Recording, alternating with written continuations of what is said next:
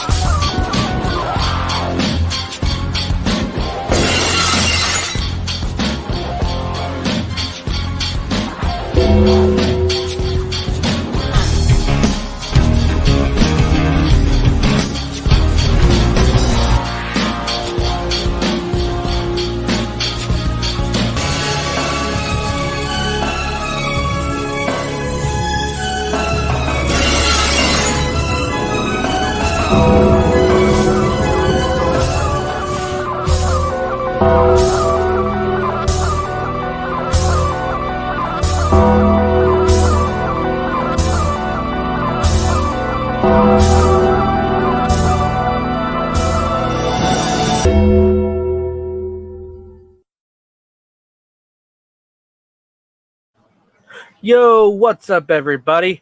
James Black here on another episode of the Turnbuckle Wrestling Podcast. As always, as your host, and alongside with me today, we have Biohazard. What's up, Bio? What's up, James Black? How's it going? Hanging in there. Just another beautiful night. And as always, we have a new man finally to show up for his job since he wasn't able to make it to us yesterday. Paul Miller. What's up, Paul? What's going on, guys? As you know, we're all in different locations as always. Plus, we have one who's driving around, doing a little with deliveries, delivering some goodies, and then you have one walking back from work somewhere in South Philly.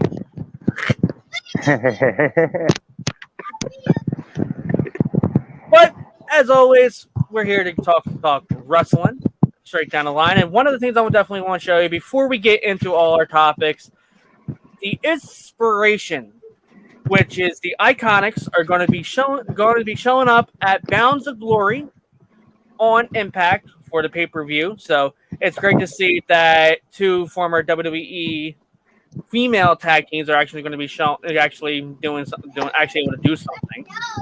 What do you guys think on that before we go and jump into our topics?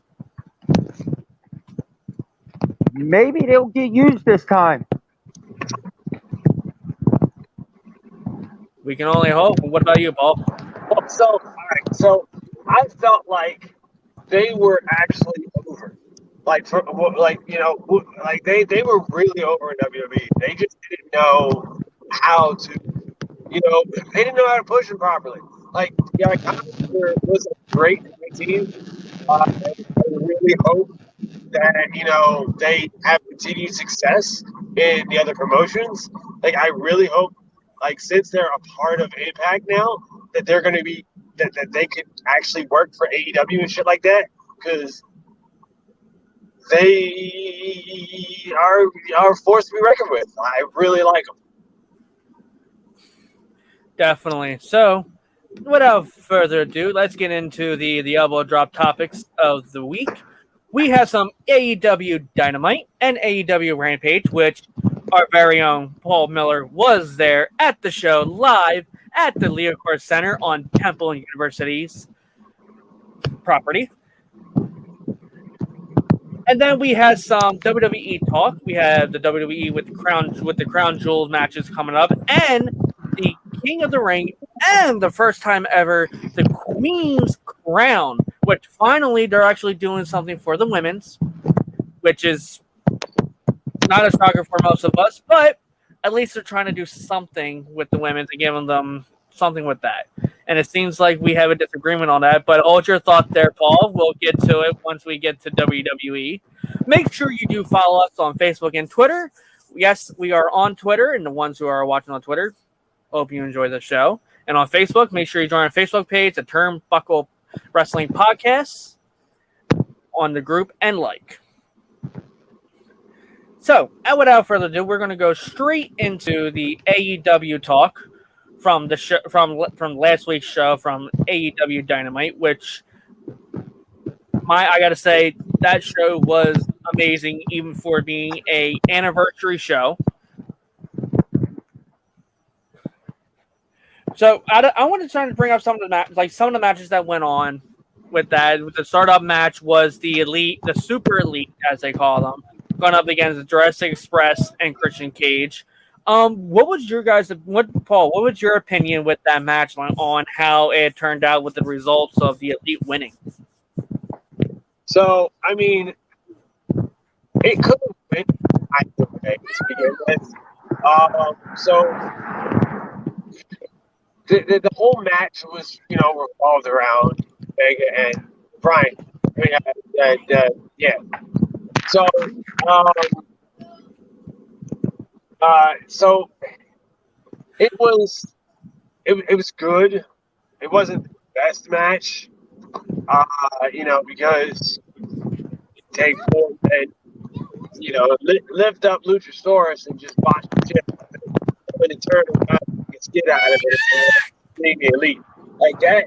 Like the way the Elite does the shit and actually owns up to botches, I respect that like crazy, but I went off tangent again. So the match itself, it was a good match. I didn't like the fact that Christian Cage really sold that. The fucking driver out the concrete, and he didn't come back. Everybody in the crowd thought that he was going to come back and save the match, and they would win, but obviously he did. But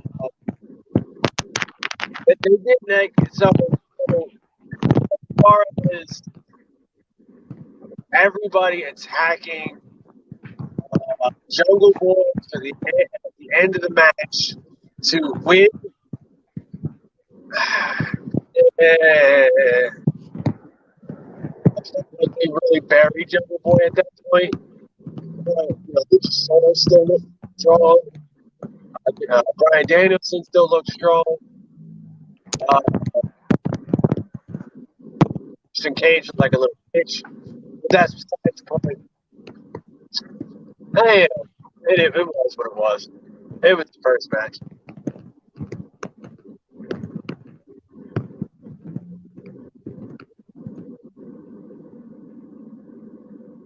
Anything else?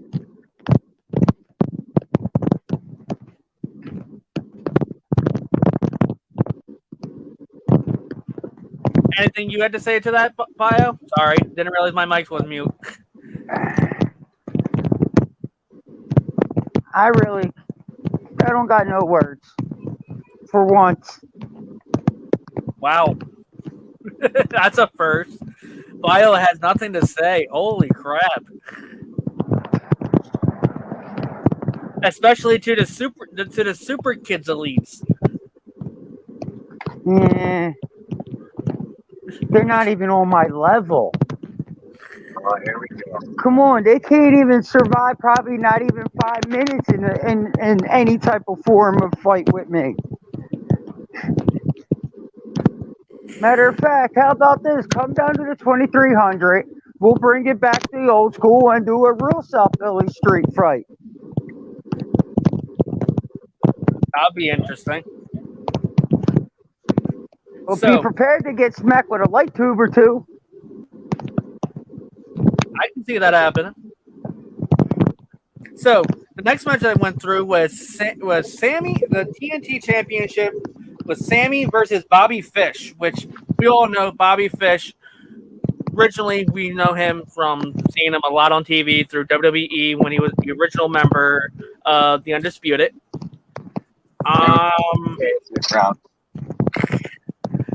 So, great. Bio, what did you think of that match? To be honest, I didn't really get a chance to see it. Oh. Work's been kicking my rear end. So, okay, let's go to Paul. Since Paul was live at the arena.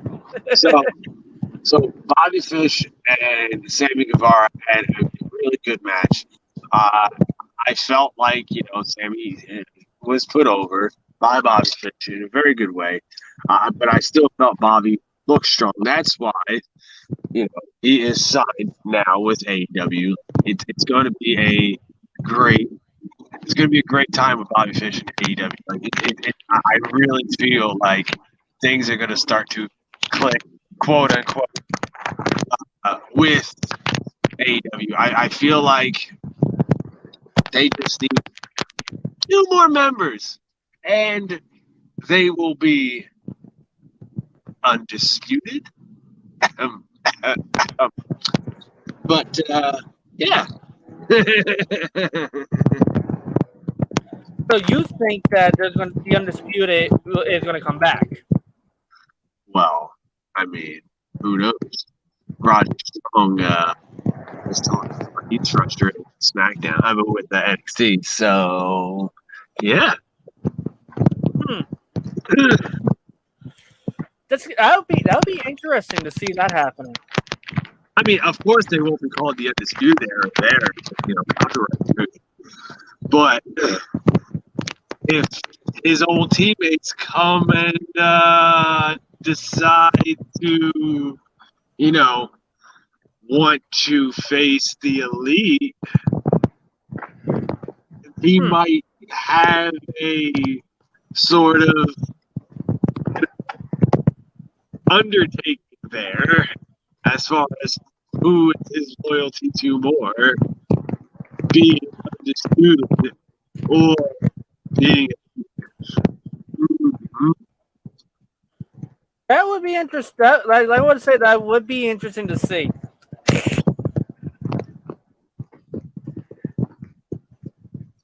That would be really interesting to see. But like we all say, anything can happen. Yeah, that's why Adam Cole is. I'm biased. Biased towards Adam Cole. He's one of my favorite wrestlers. It is what it is. I don't give a shit. True. So as we go along, we had Darby Allin versus Nick Camaroto, if I want to pronounce his name right. That match ended with Darby winning and Sting getting attacked from behind. Thought that he had him. Didn't. Sting got the attack back on him. Did a scorpion death drop to him. I don't know, Byro, do you have any comments with this match, or should I take it straight to Paul? Take it to Paul. Alrighty, Paul. So, I mean, it was kind of a short match for Darby himself. I'm glad that, they put Darby over because he really needed a win. Just so he can actually start looking strong again in the singles competition run. But I feel like the whole bullshit after the fucking match, didn't really necessarily need. It was what it was. And it was Sting, showing Sting. But other shit with Darby. Are we going to bring up the other shit with Darby? Are we going to do that now, or are we going to do that later? We can do it now since Darby's up. All right. So the other shit with Darby, as far as the masked attackers, everybody knew in the audience. Everybody fucking knew it was, and just everybody else like that. Everybody fucking knew that. Like it was like written on everybody's faces. Everybody knew that Warlow did the fucking F10 on the Day of Steel Grace. It was. But everybody was expecting MJF to come out and cuss everybody the fuck out in the crowd. Like everybody was expecting that. Like we would have gave him a big ass pop, but he didn't show up. He didn't show up. Dynamite or Rampage. That's what I think everybody in the crowd pissed off about. But wait till later. I have more shit to say.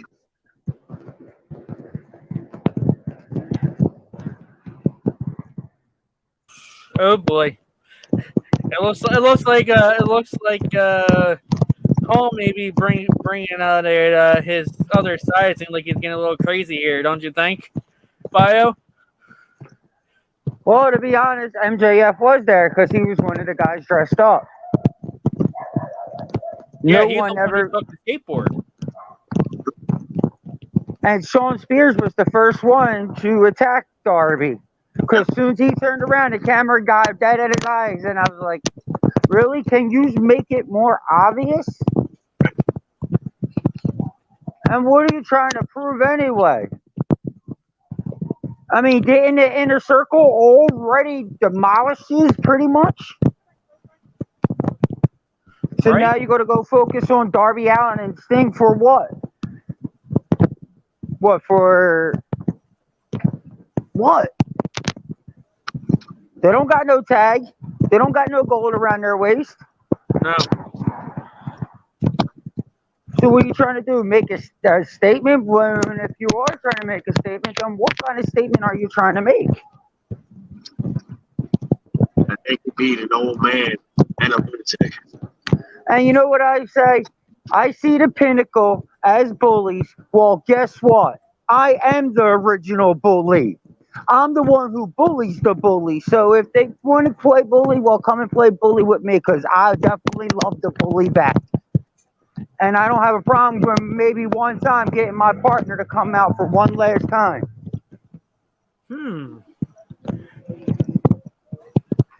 Well, one thing I'll definitely say, that night they showed off a brand new title for AEW, which is the AEW TBS Championship, which is for the women's division, which will be holding a tournament, which they already have a few names going in already, which they announced on Friday night at Rampage.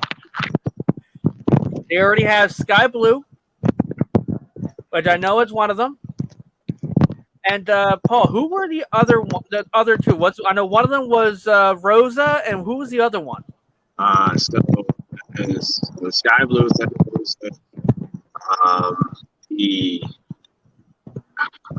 I know it was like Jackson. I thought her last name was Jackson. yes, and I believe Ruby Soho was part of it.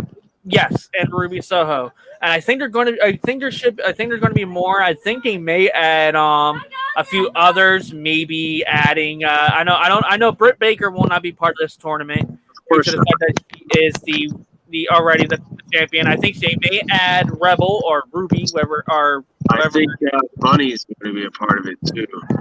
And I think Conti as well, Ty Conti. Yeah. But there's a lot of space opening up for them to do it. But it's going to be very interesting.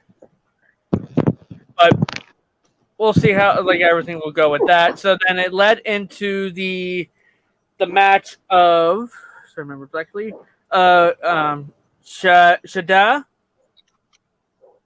versus Debbie, which was Shada's 50th. If she won, would have been her 50th win, which she did win.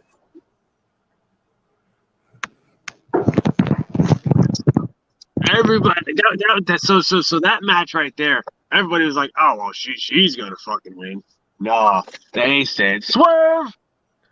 Like, it was actually pretty fucking decent. Like the match, like it was a near fall after near fall after near fall after near fall. I was like, everybody was on the fucking energy. Like they weren't really invested in the beginning, but as the match just kept getting better and better and better and better, I was like, "Oh fuck, is she actually gonna win?"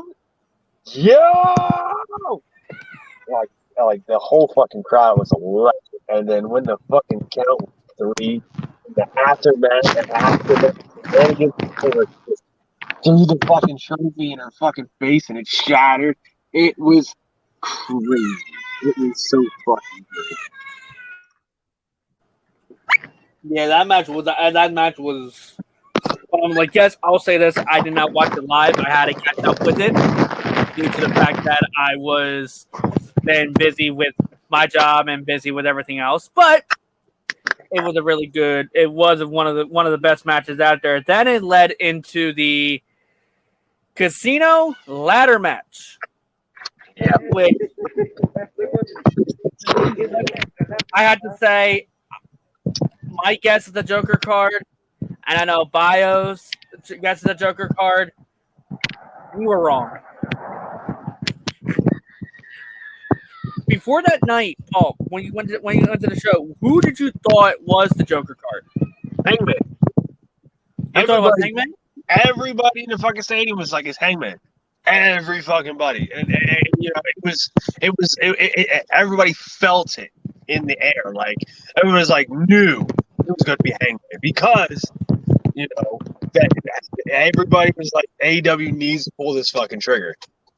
AEW really needs to pull this fucking trigger and having, you know, Hangman versus fucking Omega. Like, it was needed to be done, and it's going to be done. Like, it's going to be great. What do you think about that? Bio with having Hangman. To be honest, it threw me off. It threw me off. But in a way, like Paul said, AEW had to pull that trigger eventually. I mean, I knew Hangman was coming back. Just did not know he was coming back like that and that soon. But for him to come out the way he did, he came out with a 12-gauge, like he was a 12-gauge shotgun, and he was hitting everybody with buckshots. Yeah.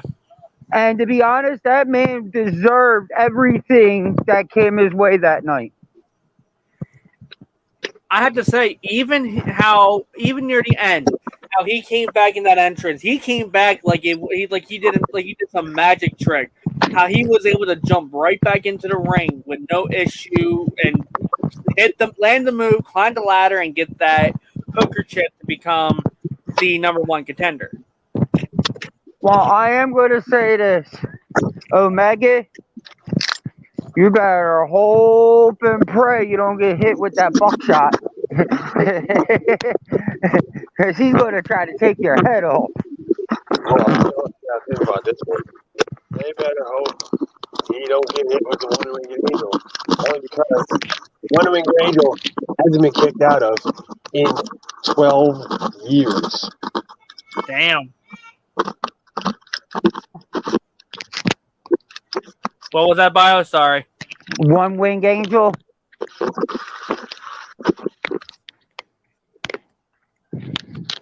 Uh-oh. Paul froze for a little bit. A little technical difficulties with Paul. It's cool. We know he's delivering. There he goes. Now Miller's back. It's Miller time. But I got one thing. What's everybody think about Christopher Daniels returning? Oh yeah, Christopher Daniels returning to Impact.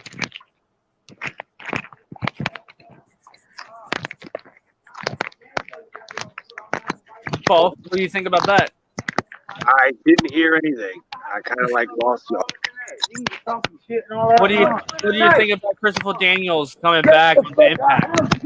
Oh, well, I'm excited. I'm really excited about Christopher Daniels coming back to Impact. Like I was there when Christopher. I was there in the town theater. He was there, and him and Pee Wee Williams were a thing. Like it was great. Like when it was actually Impact in their heyday. Like I fucking love Christopher Daniels. Like he was one of my favorite wrestlers growing up when I was watching Impact. See, I go back with Christopher Daniels with ROH and Frankie Kazarian, and he is good in the ring. And I think this new character that same old self, but with a better attitude, he's got it. And I got a funny feeling that he's going to eventually come back for revenge and get his revenge on the Elite. And that's when he's going to form with Kazarian. And I can see with Kingston and Moxley and whoever else taking out the Elite. Yeah, it's a lot you can process with, even with him coming back. Can you imagine if they do this right, because with Christian Cage as the Impact World Heavyweight Champion, can you imagine with him and Daniels go after the Elite? Yeah, and that would be hot. Because to be honest, the Elite is getting pushed way too much. It seems like now the Elite, the Young Bucks and all them, they want that spotlight. So it's like they were all about giving it to the younger talent. Now they're all about me, me, me. Well, I think it's time for the Elite to get an ass whooping and shown that they're not the only guys in the business either. That's true. So, as we went on to Rampage, which I know Paul didn't give any secrets out on that one. He didn't post anything, which is that's actually pretty good and hard. I don't post spoilers like that. That's just what it was. So you had CM Punk versus Daniel Garcia, with Punk winning by submission. I want to make sure, Bio, you did see the Rampage matches, correct? Some. It all depends which ones we're talking about. Like the CM Punk one, no. Okay. Paul, what's your opinion with that match? So the setup with this, when Punk was talking on Dynamite, and he was saying, like, the Philly crowd just went nuts because everybody knew he was coming. Everybody knew he was going to be there. So, when he said, well, I got a gift for y'all. Like, would y'all rather me buy y'all all a cheesesteak, or would y'all rather see me wrestle? Like, that shit was fucking phenomenal. Everybody's like, wrestle. And he's like, well, the eyes have it. And then, we waited, a couple hours and then got to see him wrestle. Like, it was great. It was so great. Like, my first fucking Punk match in 11 years. 11 years. That was my first Punk match in 11 years. Live. It was phenomenal. I loved every minute of it. Yeah, sure, it wasn't his best match, but it was great. I'm glad he's back. And I just want to kill everybody who's left the fucking stadium after that match. What about him actually? I love with the teaser with him saying, "You want cheese sticks or one more match or me to wrestle in Philly?" And then him yelling out saying, "You can buy your own damn cheesesteaks." Yeah, that's what I'm saying. That's exactly what I was talking about. Like, it was great. Like, with Punk, like, one thing I didn't know, like, I didn't realize when he did that segment that he actually lived not too far from the Leo Course Center. Yeah. And actually trained. Yeah. He was a training instructor in Philly. Yep. He did his own school. I did not know that.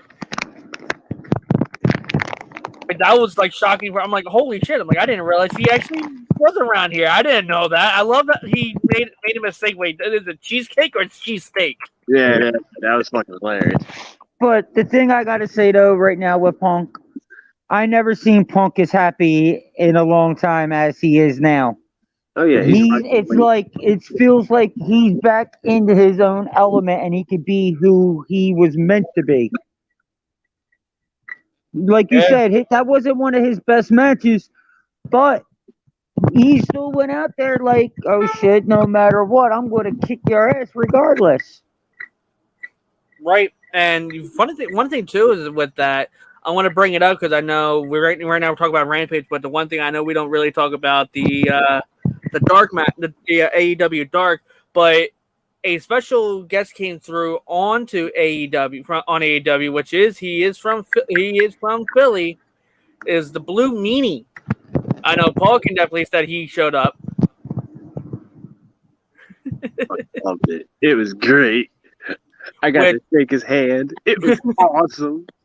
Which down the line with the Blue Meanie, he runs the MWL, which is Major League Wrestling, which they've been filming at the 2300 Arena. And they're supposed to be doing other shows outside of Philly as well, but they used to be affiliated with WWE with the network.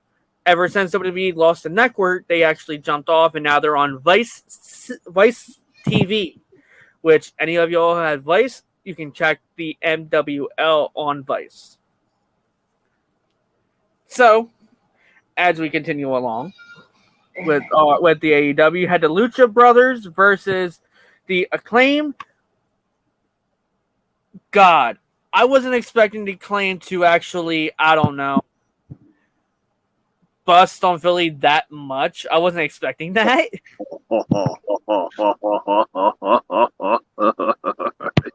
That rap they did, wow. Let me ask you a question, because you were watching it at home. Yes. How much did they like tone down the crowd? It was booing, but it wasn't as loud. Oh no. There was no booze. It sounded like it was a little bit of booze on TV. There was no booze. They were all chanting, "Fuck Ben Simmons." Really? It was phenomenally funny. The whole stadium was like, when the moment they said fuck, when the moment they were talking about Ben Simmons, the whole crowd was like, "Fuck Ben Simmons!" Like, it was fucking hilarious. I loved it. My God. It tells you where the city of brotherly love really feels about their people, huh? Fucking asshole. If we I don't am like a Philadelphia fan, but I can say this right now. I know I'm not wearing a Flyers shirt. I'm not wearing any Philadelphia gear. I'm actually wearing my Kings because hockey did start this season. But we'll leave it at that. But the match with the Lucha Brothers and the Acclaim. Lucha Brothers came on top to win it, to reclaim their title. Go Lucha Brothers. But just happy as hell. Bio, did you see this match? Some of it, but not all of it. What was your opinion? The parts that you've seen. Basically, I mean, the parts that I've seen, I mean, they were pretty good, though. I mean, there were some spots that the other team messed up on, but other than that, it was a pretty good match. Paul? So, I kind of felt like it should have been a squash match, but it wasn't. And I'm glad it wasn't, because they really surprised the hell out of me with the athleticism and everything else that was put on just for a Rampage show. Like, I felt like he was really giving Philadelphia a show, Tony Khan and whatnot. I really feel like they're putting their heart and soul in everything that they do with this company. Like, I really feel like this is going to take a good turn. Yeah, I got to say I thought the match was really good, and I love it. They carried out with both titles, the AEW title and the AAA tag team titles as well. Yeah. Which we'll be talking about it for next week's Dynamite, which they are putting those titles up against Andrade. And whoever his partner will be, I'm questioning who it will be, but we all know, and it can be anyone. Well, once we get there, we'll talk about who we think it might be. But as the match show went on, we had what was it? Sky Blue versus Jade. That was her name. Jade Cargill. Yeah. Which Cargill did win. And fucking, 2-minute match that was a squash. Like, I felt like Sky Blue should have had fucking a better match, but the way they it's portraying Jade as an unstoppable force. I mean, it is what it is. Like, I feel like that they might be pushing her to be the TBS champion, but Who knows? What about you, Bio? I can see the same thing happening, but then again, we never know because, like they say, cards is always due to change.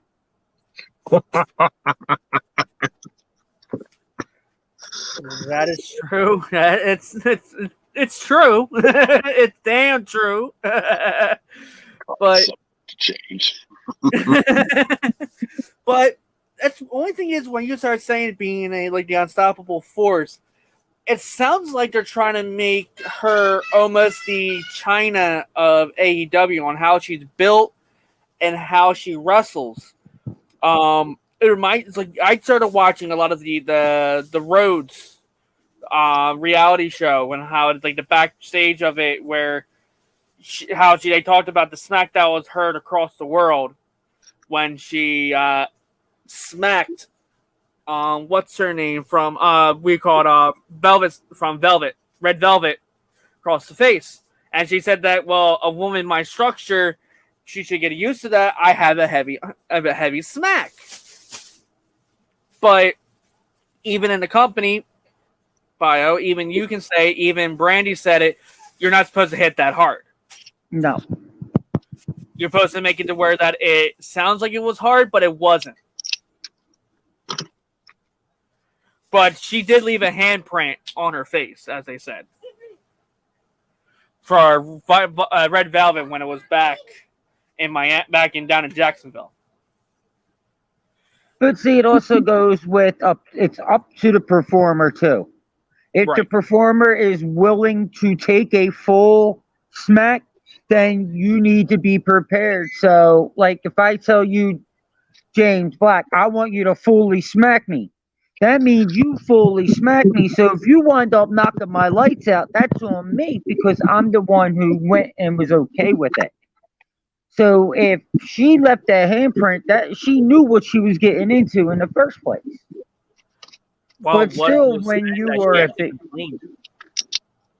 but if you're a big person like that and you got muscle behind you that packs weight, you need to cut it down so much. Because if not, you can kill that person. You can stop their heart. By a chest chop or a right blow to a nice blow to the head could cause them to have a seizure or whatever. Right.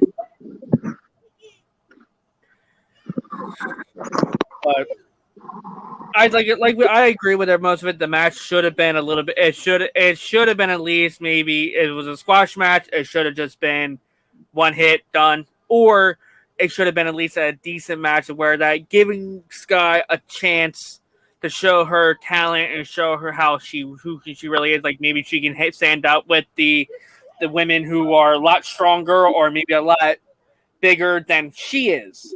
To where that, at least trying to make her into almost somewhat of a superhero, but we all know it all depends on how business wants to run it.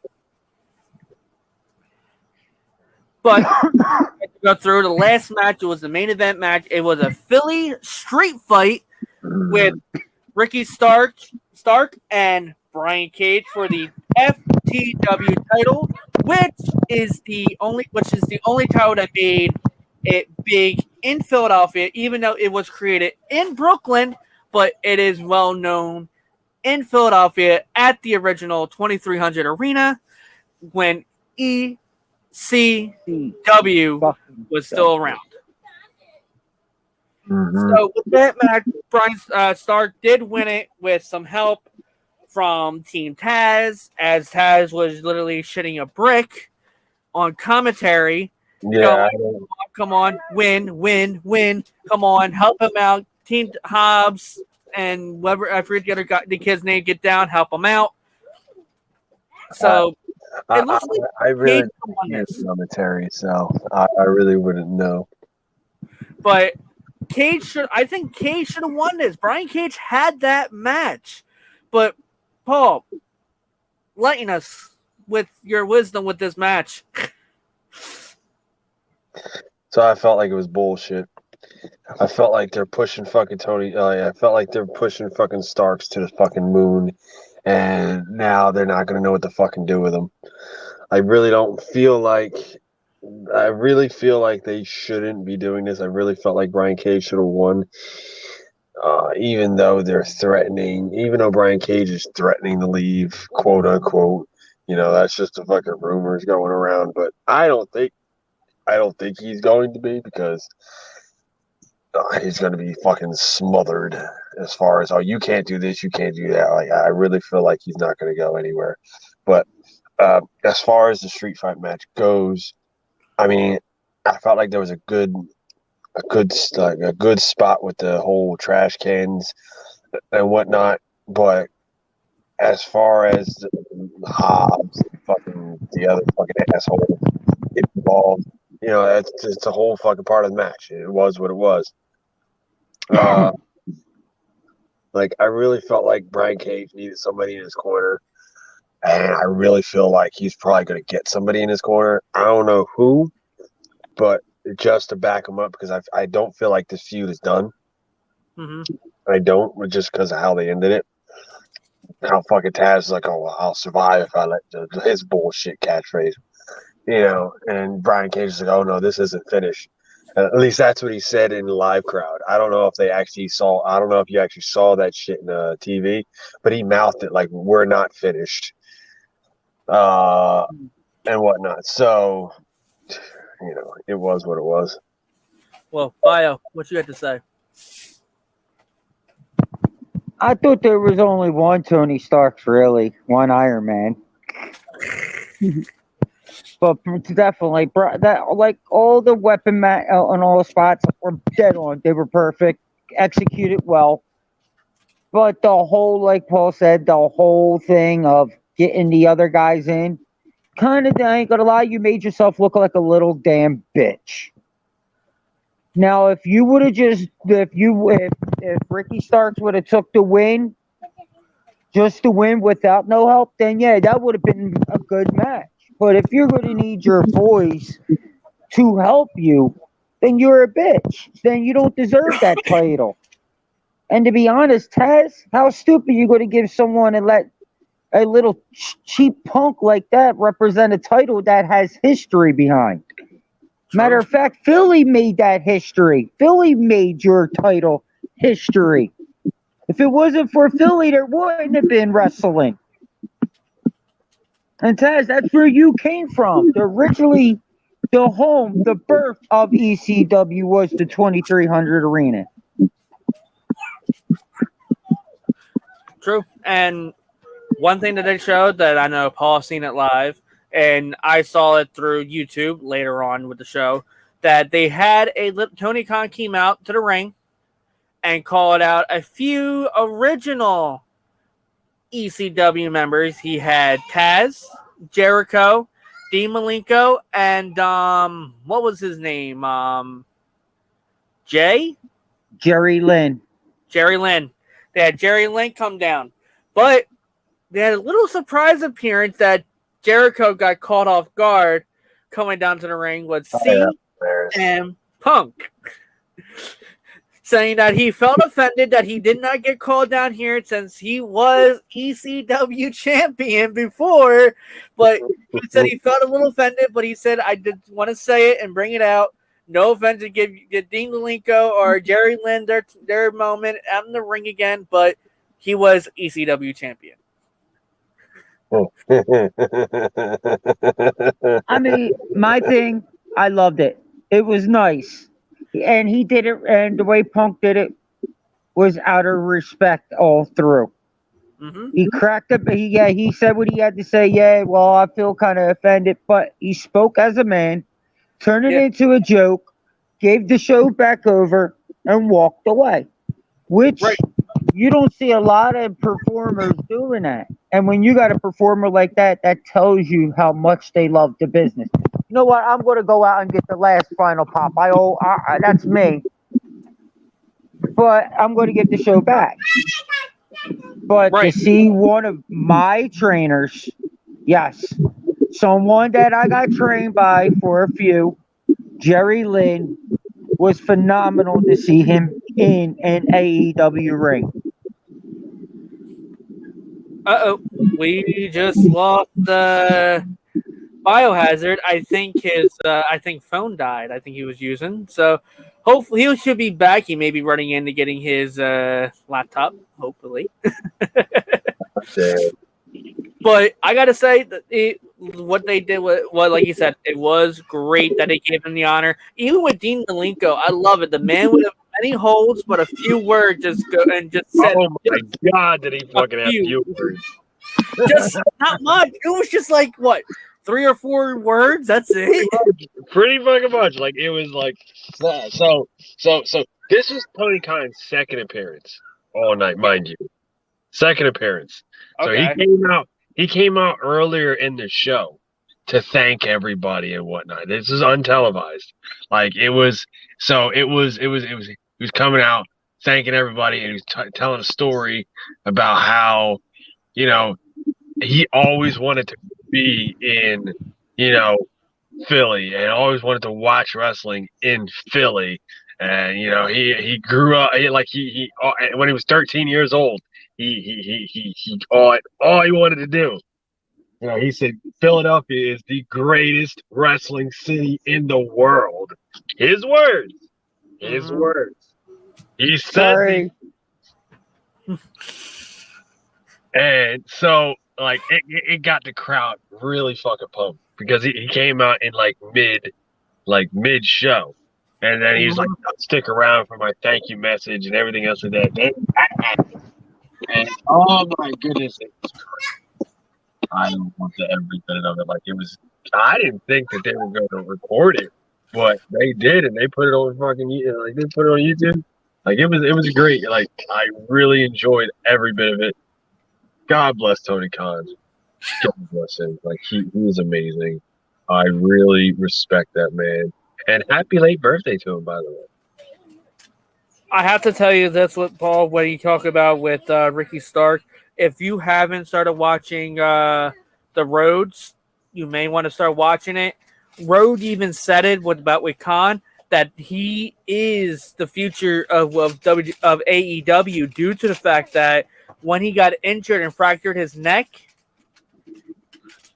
at that point when he was with Team Taz, he kind of said he is the future. Like he's going to be one of the guys actually going to push AEW. So even with him with the FTW title right now, he may be getting pushed to become maybe AEW at some point. Okay. So you know, at least that way, because they talked about him, plus even Rhodes said it, he is the future of AEW. He is a young talent coming up in the business, and he's pretty much going to be the future. Well, that still doesn't change my opinion. Understandable. And we keep losing Bio. Bio keeps going in and out. Yeah. He's contagion himself. But we're going to be continuing as we continue along, as I know he's going to keep popping in and out. I understand your phone doesn't want to work. Your phone is not working right with you today, Bio. And no, and it's peeing me off. As I said, it seems like you, with how who you are, Biohazard. It seems like you're contaminating your phone a little bit with Bio.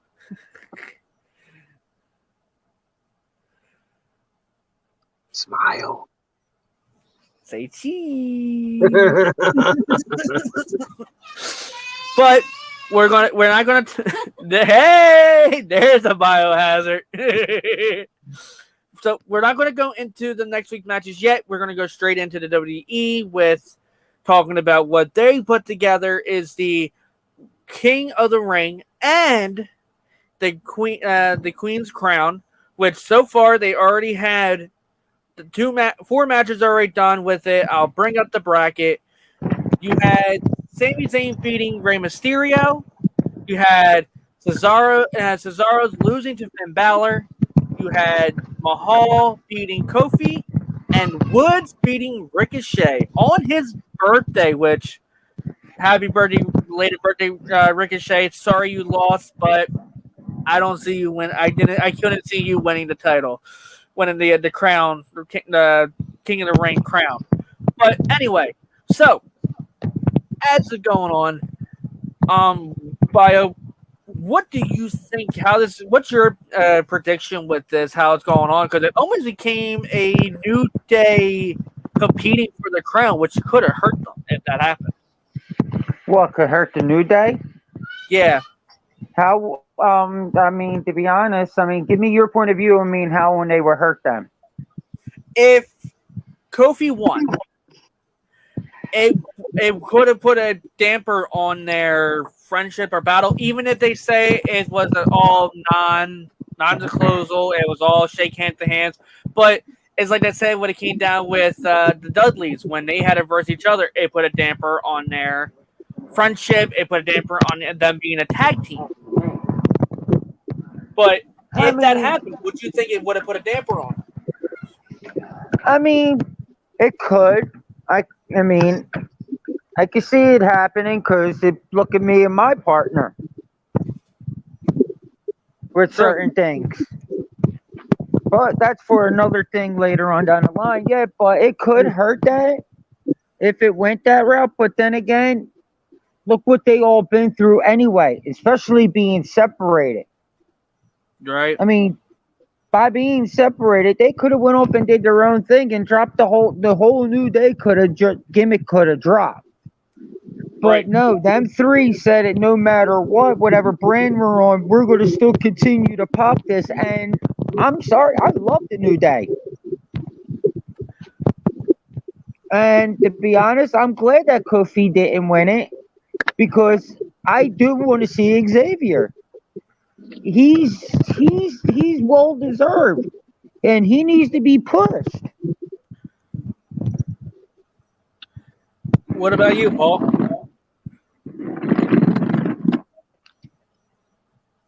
Excuse me. I don't like the fact that they pushed Sami Zayn, even though he's a great wrestler. I just don't like it at all. Mm-hmm. I felt like the match between Finn and Cesaro was great, but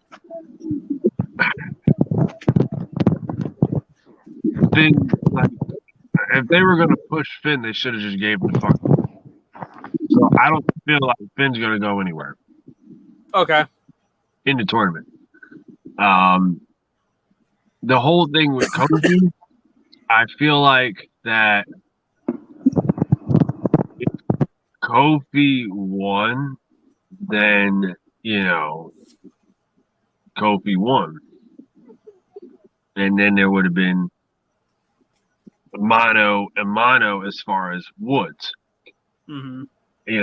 And it would have been so my point of view on that whole thing was if Woods and Kofi were to have a match together, it would have been non-story, non-beef, just mano y mano, just go at it. Like there would be no feud, there would be no nothing. It would just be friends, beating the fucking shit out of each other for a crown. It wouldn't have affected their friendship because, Kofi winning the WWE title didn't affect their friendship. Big E winning the WWE title didn't affect their friendship. Nothing affects their friendship because they're that strong together. It is what it is. They're like, oh, well, so if I lose this match, all right, well, I'm going to support you anyway, regardless of the fact. Right. I felt like, I don't know why they fucking said, oh, we're going to make Jinder win this match.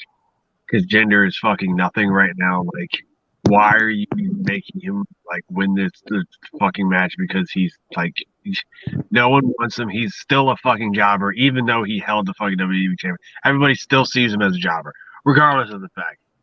He's no fucking main eventer. Like, come on now, stop it. What are you talking about, Jinder Mahal?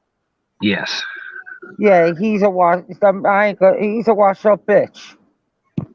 So, I mean, My only thing is if Finn does not fucking win against Sammy, I'm going to be mad as fuck. I will be pissed off, and I will be very vocal on Twitter about this shit because I don't feel like Sammy needs to be pushed this fucking hard. As far as going into the finals and him and Woods going at it, like I don't want to see that. I want to see Woods and Finn. That is a match I want to see. Woods and Finn would be great at Crown Jewel. Like that would be phenomenal. Two short people with amazing athletic ability. It would just be another indie show to me. Like it would be so phenomenal. Right, that actually would be a really good match. That will write itself. Pretty much. That would be just a match written itself because they can write a match without even discussing anything. Right. Even with that, like come like you can even turn Finn into the Demon King at that point if you wanted to. No, yeah, but I think with the Demon King, it's not suitable.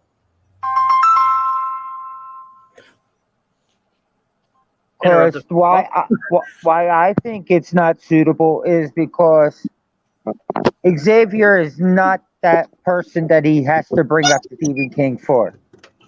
Right. That is where he can actually give a fair share, a fair doing as Finn Balor and Xavier Woods.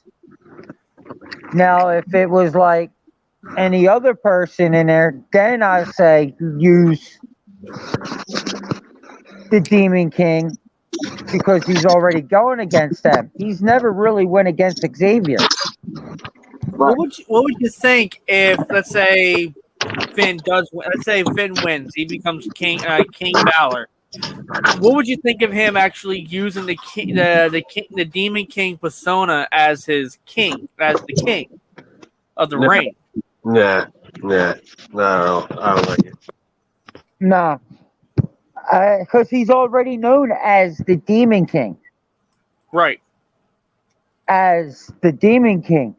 Well, if you turn around and he does win it and comes King Balor, that kind of brings a little ringing of might be coming around the corner. You're thinking of you're thinking about the Balor Club. WWE's version, or as what WWE version would be the Bullet Club.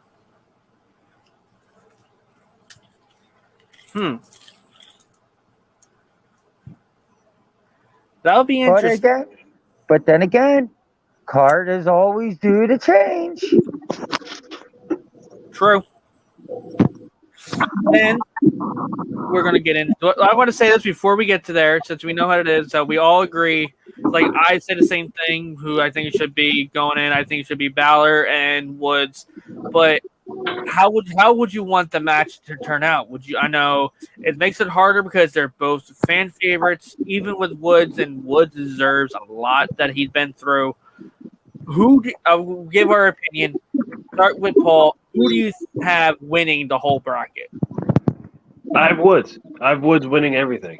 You know, I feel like Woods deserves it, and he needs to. He needs to get pushed, and I really want Woods. And he was the one. He was the one who was the one pushing for the King of the Ring tournament to come back. He was the main one. He was like, we need this to come back. We need this to come back. We need this to come back. So I feel like he needs it. What about you, Bio? I was with Woods all the way through, and I'm still going to be with Woods all the way through because, again, Paul already said it. He needs it. It's been way, way overdue for him. And just getting the name King Woods will lead him eventually down the line to a Universal title shot or a WWE title shot. True, and I agree with the same thing. Woods does deserve this title range, and I can see him because you know how he is. He's big with anime. He loves Dragon Ball Z. How he shows it off with different types of way, wearing it with animation, and even coming off with the cosplay with a lot of the other people. Like even maybe him pulling off the Green Ranger, maybe as what actor he turns into after he goes evil, and that's where Woods may turn heel as the king. Nah, he's not gonna be heel king. No, he's definitely no. It will. I mean, if he wasn't with New Day, then yeah, that would be nice to see him do. But since he's with New Day and he's all about the good and positivity, I don't see him changing. Even though New Day in the beginning was never positivity. In the beginning. But they got their point across. True. They got liked. That is true.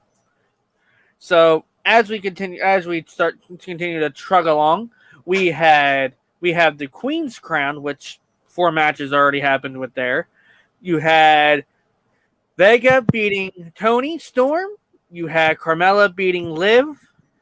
You had Doudrop defeating Natalya. And Shayna Baszler defeating Brooke. Which, Shayna Baszler, we already should have known that she was going to take out Brooke after Doudrop helped her before she got her arm broken. But I gotta say, I don't think Vega should have won. To be honest, with my opinion, I think it should have been either pushing Toni, because they've been trying to push Toni a little more with her abilities in the ring, and then actually trying to push her being a main eventer as one of the top women's wrestlers. It would have been a better storyline if they did that, or even if they didn't have Toni win, trying to push Liv Morgan, which they're trying to revamp Liv Morgan apparently into something else. But get your guys' opinions on this one, Io. But on the Queen's Crown so far. I mean, Doudrop and all that. She's new, and she hasn't really had that many matches yet. So for her to get put into something like this, it wasn't ready. Like you said, it should have been like someone who actually deserves that. Right. And Vega too. But Vega also needs a push. Carmella also needs somewhat of a push. But Baszler, I mean, she, after re-looking at it, what pushes does she need? She's already a 2-time NXT Women's Champion, and she was close enough to where she was almost held the Raw or SmackDown Women's title as well. And wasn't she tag partners with Naya? Yes, she was. And they were the tag champs. Yep. So, I mean, it should be new people running for that. I'm just glad I'm not seeing Charlotte in it. Thank God. Because I'm being honest, if Charlotte was in that, that would have been fully it. I would never watch another WWE episode ever again. Paul, what do you think? Complete and utter bullshit. That's what it was. Toni Storm should have fucking won that match. Fuck Zelina Vega. You know, like I don't feel like she needs a fucking push. I feel like she's just a fucking, sellout who wanted just to be back with the fucking company. After fucking, pushing fucking unionization and then fucking going back on her word. I don't. Fuck that. She should have just went to AEW with her fucking boyfriend and whatnot. Like I don't feel like she should have came back. Carmella, fuck her too. Like she had her fucking shot. You're not a main eventer anymore. Go fuck yourself.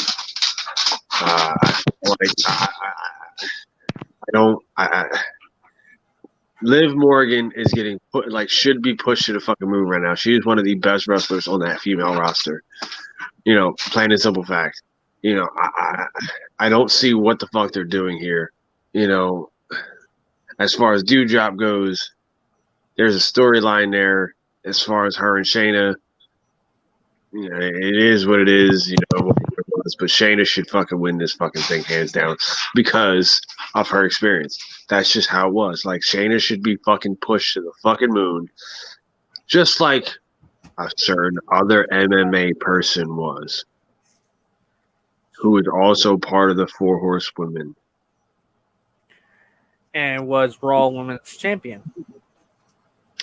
So that being said, and Shayna whooped her ass in the fucking octagon. Just saying. Like, they've always fucking done Shayna dirty ever since the fucking call up. Always fucking done Shayna dirty. Like, there's no if, ands, buts about it. Like, Shayna should be fucking on top. And that's just how it is. Like, her breaking up with fucking Nia Jax needed to fucking happen. Like, fuck that bullshit. They should have never been tag team partners to begin with. Nia Jax is a fucking cancer and doesn't deserve anything in that company. She pretty much hurts whoever the fuck she steps in a ring with. Plain and simple. I agree. I mean, don't get me wrong. Nia she can fulfill certain duties in the ring.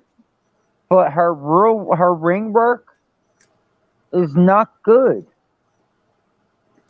It's not. She can't keep up with anybody, really.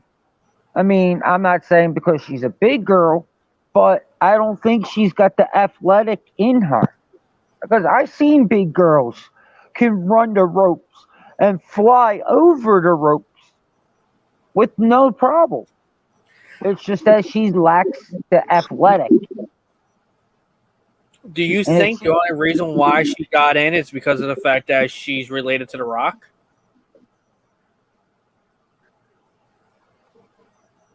In a way, yes. But if that's the case, then that means that shows how desperate WWE is going to get. You're bringing in people that ain't really cut for the ring. You could have used Nia for a lot of other things. You could have used her as a valet. I would have said she would have been pretty good at it's going to be like a valet, like maybe like a bouncer or something like that. But she would have been really good as a bodyguard, to where that she can actually be. How about like what she did with Alexa Bliss? Where if someone bigger than Alexa had to come to the ring, she had her defending her and taking out her competition. Exactly. But I'll say that's up to you guys' opinion because it seems like Paul already got his prediction in who he has winning. Who do you have winning, Bio? On what? On the Queen's Crown. To be honest, I mean, I don't want to say it, but I got Carmella. Why? Well, one, I mean, yeah, even though she used James Ellsworth to get the briefcase, but that was the best play because it's never been done, and she was the first diva at that time to do it. So, which was smart, and not she did it once, she did it twice. Go ahead. I know you want to say something. What do you want to say, Paul? Come on. Yeah. I'm not saying a word. Wow, Continue. you're not going to say nothing? Wow, what, has the cat got your tongue? Continue. Continue. But I see Carmella. Every man is entitled to his opinion, whether they be wrong or not. Damn. Come on, bring it out, then. What's your opinion, then? Oh, you have my opinion. She's trash, and she deserves to be trash. Damn. So as you said, Paul, you have Shayna winning. Yes.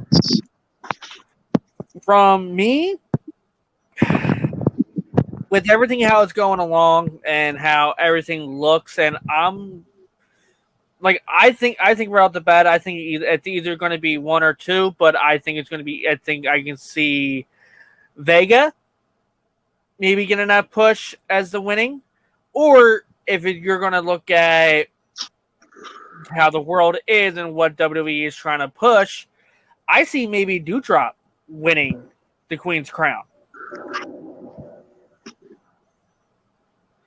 I don't think outside of the box, I go with the underdog. Good, valid point.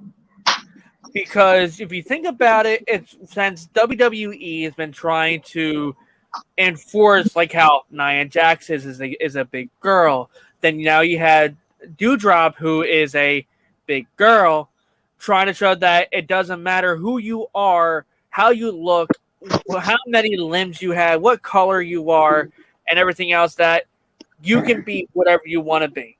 And having Doudrop winning the Queen's first ever Queen's Crown will statement that any girl can win it. Any girl can become whatever they want.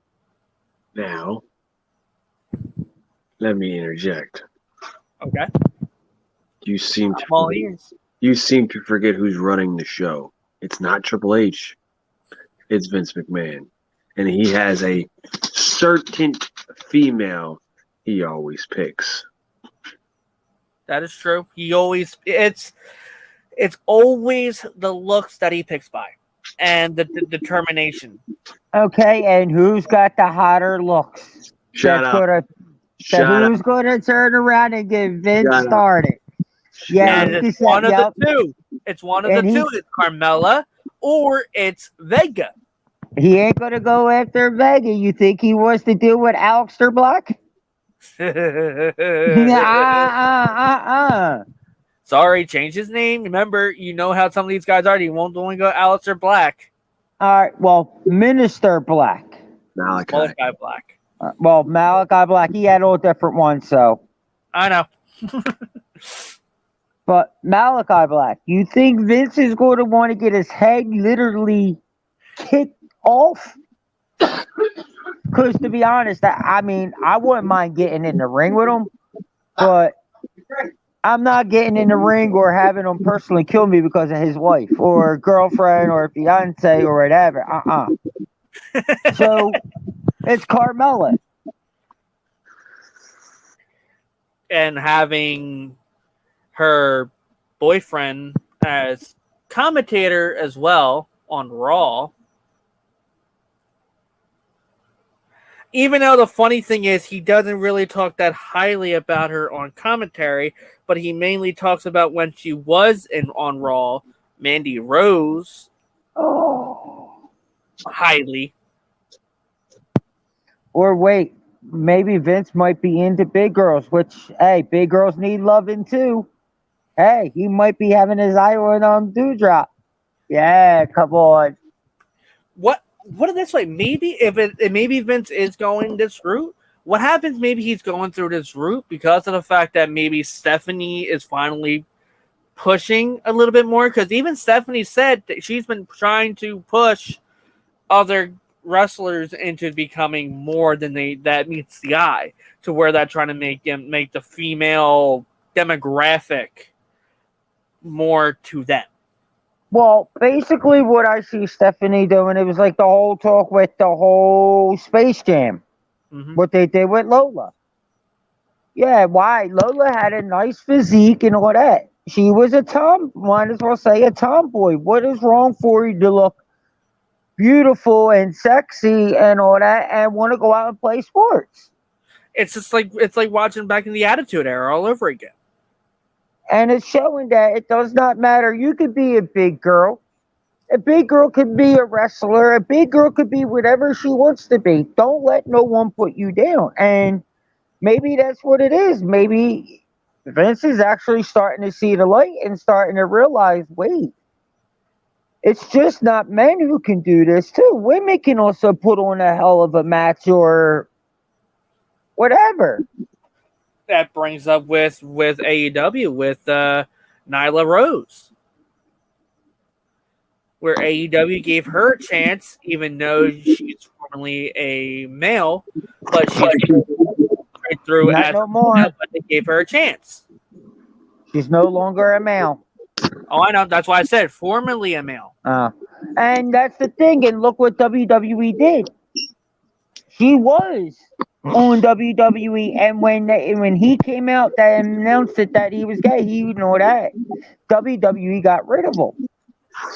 Like they got rid of Shelton Benjamin. No, Benjamin's still there. You mean what's his name? No, Shelton Benjamin was let go too, but they just recently, because on the simple fact is that gay pride and all that said that it wasn't right. There's someone else that he came out. He was with Titus O'Neil. Darren Young. Yes. He was another one. But they brung Shelton back. But Shelton's gay. I did not know that.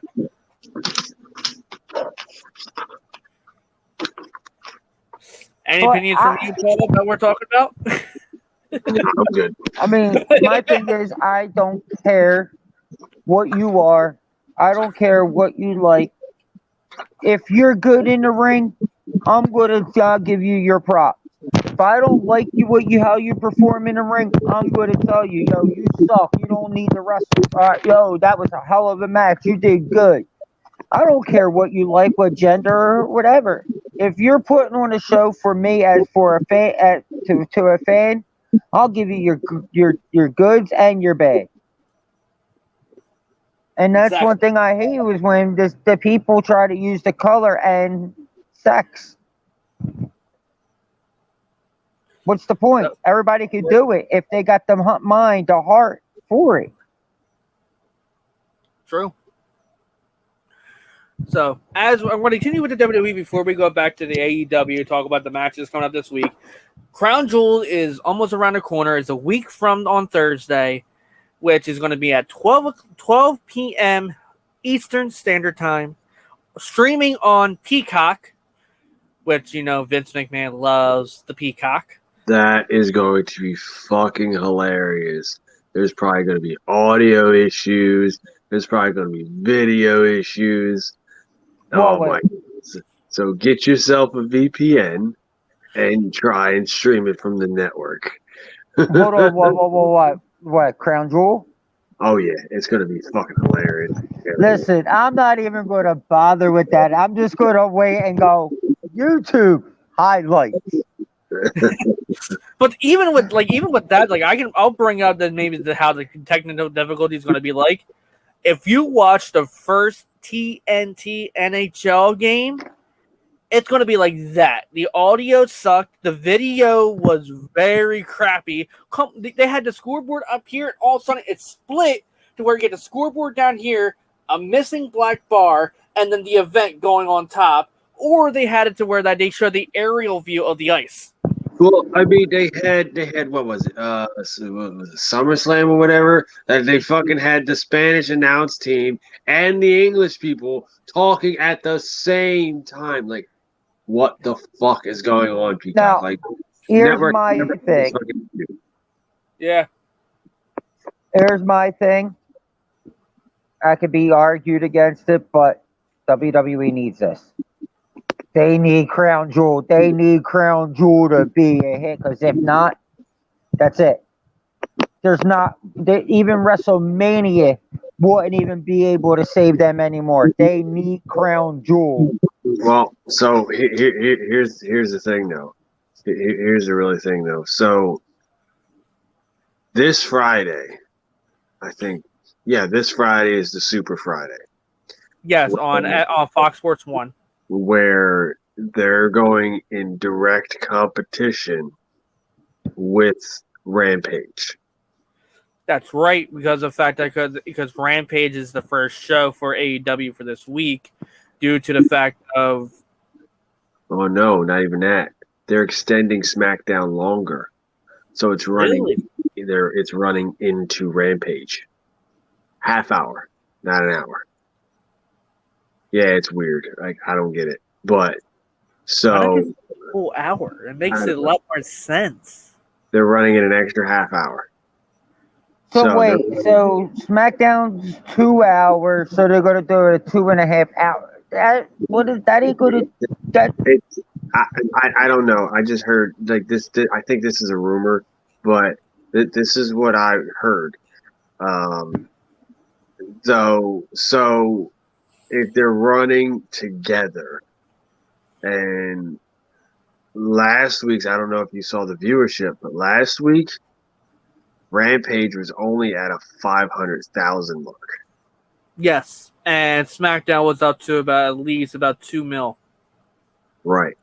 So everybody knew that it was going to drop dramatically since the first episode of Rampage. So I feel like that they're going to be on their level point at 500,000 viewers, maybe 600,000 viewers. But I feel like this is going to be their making breaking point this Friday with Brock Lesnar and everything else like that. If they do about their normal 500 to 600,000 views, then they should be okay. If their viewership drops, then there goes Rampage. Yeah. Pretty much it would be. But my opinion, I mean, yeah, but now this gives Tony Khan some good playing field. Because now he can actually compete against Vince and change the whole Rampage card pretty much around. Like it's always said, card is due to change. He could pull out some matches or add some other matches that make them ratings go up. Now he's got that opportunity. He's able to battle Vince. But now is Vince able to bring to the table? So either way, it can make or break both of them. Well, with Crown Jewels around the corner, you have one of the matches coming up. You have the Raw Tag Team titles going to be on the line with what is it? I can't pronounce the damn tag team because every time RK Bro, and AJ Styles and Omos, which they've been actually RK Bro's been actually really tormenting AJ and Omos. Which I did catch that. Which I say they're going to keep their titles. Because even though it's a weird combination, and Randy's been in some weird and teamed up with some weird guys before. But him and Riddle, they do make a good tag team. They got some good chemistry. And with Randy Orton being serious and Riddle being all funny and joking, it fits. So I see them retaining and keeping their titles. What do you think, Paul?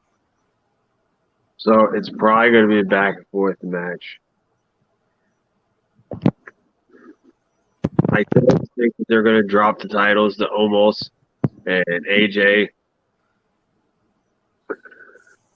I think there might be some shenanigans that are happening to try and continue the feud, maybe. But I don't think they're dropping the titles.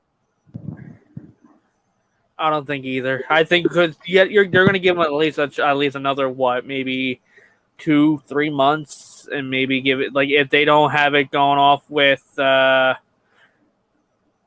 You think 4 months for Bio, but if they don't drop it to them, who do you think they may drop it to? You think it may be some new upcoming tag team, maybe on Raw? So Vince just tore apart the whole fucking tag division on both Raw, SmackDown. Yeah. Yeah. So who right knows? now it could be. And then we have one of the big matches, which I'm actually looking forward to see. Edge versus Seth and Hell in a Cell, which we may see the original Edge maybe back. As he was maybe back in, like, not 100% to how he was back in the 90s when he did the Extreme Rules match with Christian, when it was Christian and Edge, the Dudley Boys, and the Hardys. But Paul, what do you think? So I just hope, because the last time Rollins was in a cell, he got DQ'd. Let's just say I hope that shit doesn't happen again, because that shit was fucking ridiculous. And I know you're trying not to bust out laughing down there. I agree what you're saying. Yep. So let's just say they just don't pull no shenanigans like that again. Let's just say they don't have a red light throughout the whole fucking match. And let's just say that, they actually have a good match. I mean, this is Crown Jewel. This is a mainstream pay-per-view. So let's just hope for no indie fuck-ups. Like, a lot of indie fuck-ups happen in Saudi Arabia. Like, Triple H's pack. Both fucking concussions for Goldberg and Undertaker. Undertaker almost losing his life twice. Let's see, what else happened? The Super Showdown match in Australia with Triple H and John Cena. That shit was fucking horrendous. But, anything that doesn't happen in the States or Europe is an indie match. Let's just say that for right now. It is. To be honest, he is right. And this is someone who's been in and around it. But I got a funny feeling that we're going to see a side of Edge that no one actually has seen. Because the way he came out and went straight after Seth Rollins and told him a Hell in a Cell, Seth Rollins is getting destroyed. Trust me, Seth Rollins is not walking out of there. And trust me, there ain't going to be no fuck-ups because Edge is going to make sure there ain't no fuck-ups because Edge is all a part of catching that. Oh, you want to try to screw me? No. I'll screw you before you screw me. But Edge is going to come, and I think we're going to see some of the brute in him. So I feel like after this match is said and done, since Edge is on Raw, I either A, feel like he might actually go after Big E, or B, he might actually go after a tag team title. Who knows? Well, if he goes after a tag title, who was he going to pick or to get to be his tag team partner? Which is a good question. A new and up-and-coming star. Who maybe be almost just like him? Or similar? Maybe someone like, so I feel like, who are they saying? Oh, so Johnny Gargano. Either A, his contract's coming up in November, and he might be going to AEW, or B, he might be doing a pull-up, and because he hasn't been seen on NXT since the wedding. True. Mhm.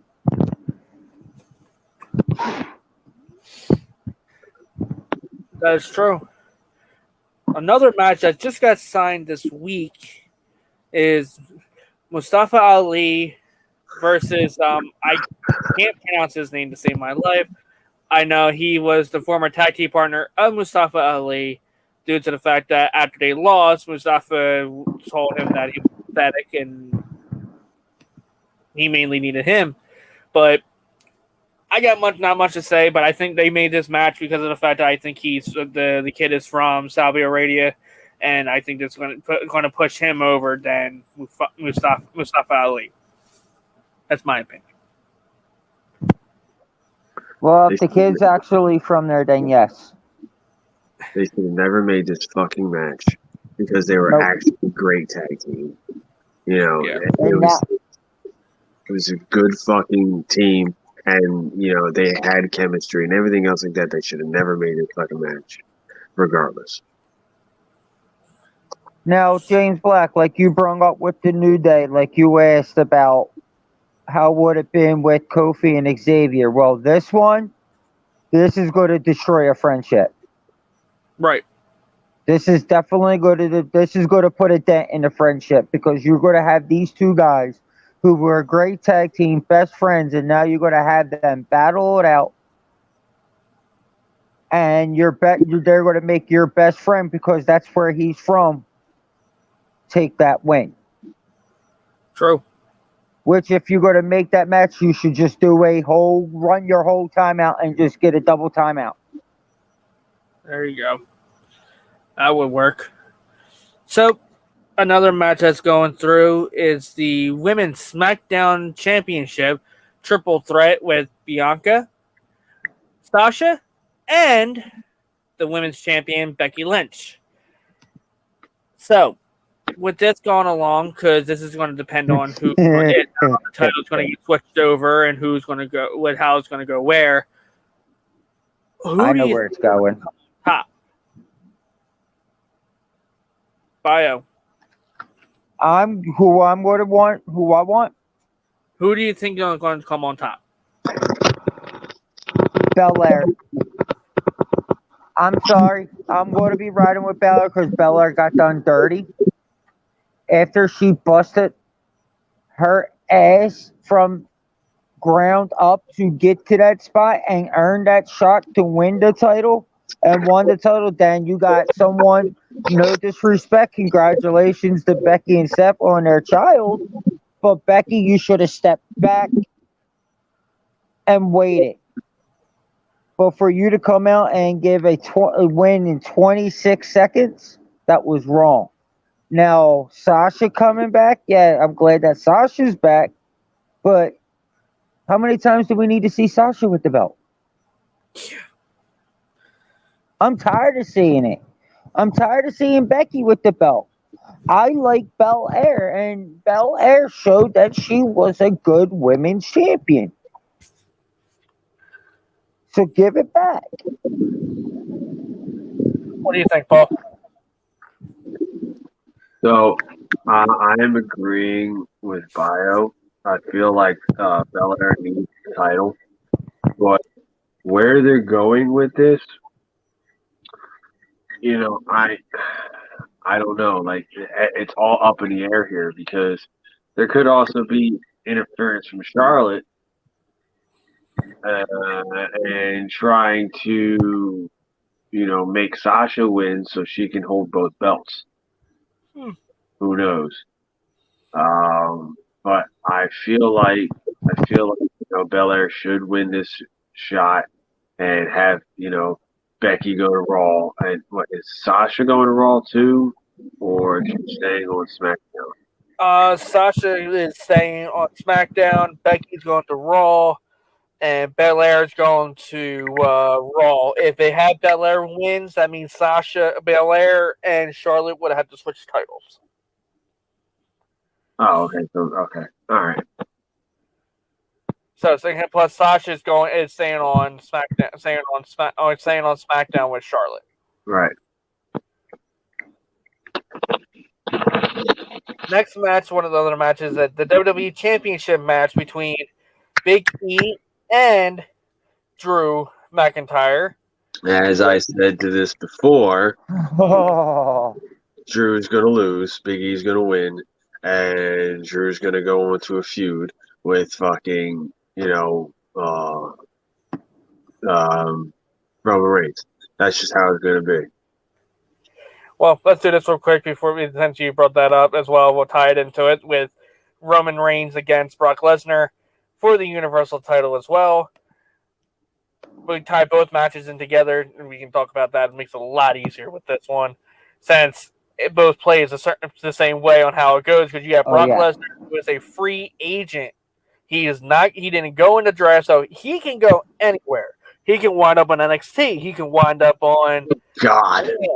Or he can wind up on SmackDown. But can you imagine Brock Lesnar on NXT and getting the title? No, I don't want it. Listen, if Brock ever goes to NXT, I swear to God, that's it. That will kill WWE themselves. You just literally made Brock look like a vomit in my mouth if that shit happened. Even though it's colorful vomit paint shitted out from a goddamn troll. I hate to death. Damn. Why don't you just go out with this? This is how I see what happened. Like unicorn. Paul called it. Pretty much Paul called it. Yeah. That match between Roman and Brock is going to be a hell of a match. But there is going to be interference. And I know who's going to run the interference.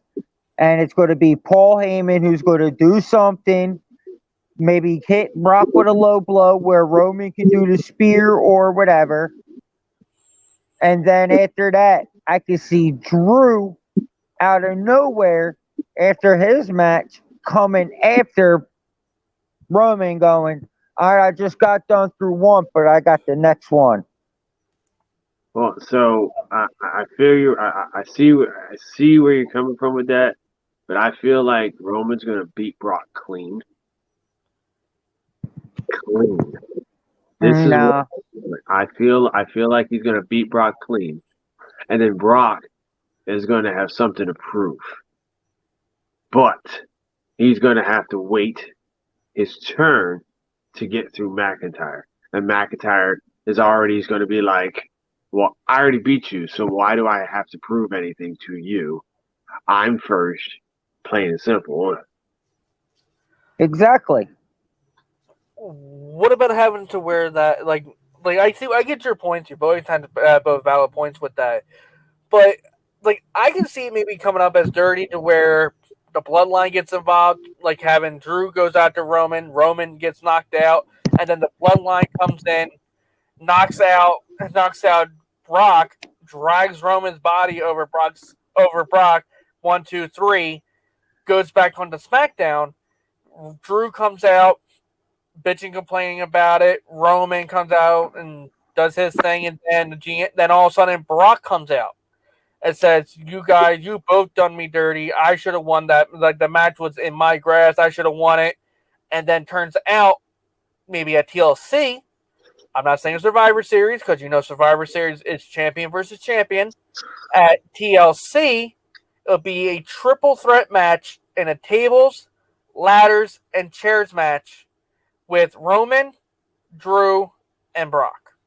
And I find that funny because they were already hinting fucking Survivor Series at Raw, if you didn't notice.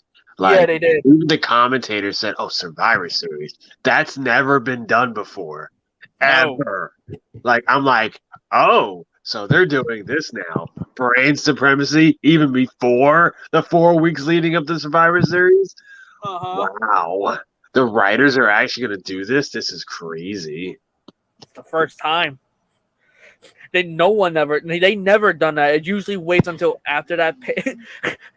As in the background, if you didn't hear that, someone yelled "desperate" in the background from me. The co-producer of the show. As I just got flipped off. But it's a lot that is going on, and WWE is fighting along trying to get through it. But the last and final match, besides with the King and Queens, King of the Ring and Queen's Crown, is going to be determined at Crown Jewels. It's one of the biggest matches that I know a lot of us are looking forward to see how he can knock this off. Is Goldberg versus Bobby Lashley in a no holds bars match. That's not the last match. That's the only match that they were able to come up on the card. No, that's the middle match. Brock Lesnar and Roman Reigns are the last match. It's not the last match. I'm saying the last match we had to talk about. Oh, yeah. You made it seem like it went. The 747 was coming in and went. It was coming in for the lane and said, "Nope, the airstrip is not clean yet." Clean shit. And any of our minds clean? Do you want to get Biohazard started?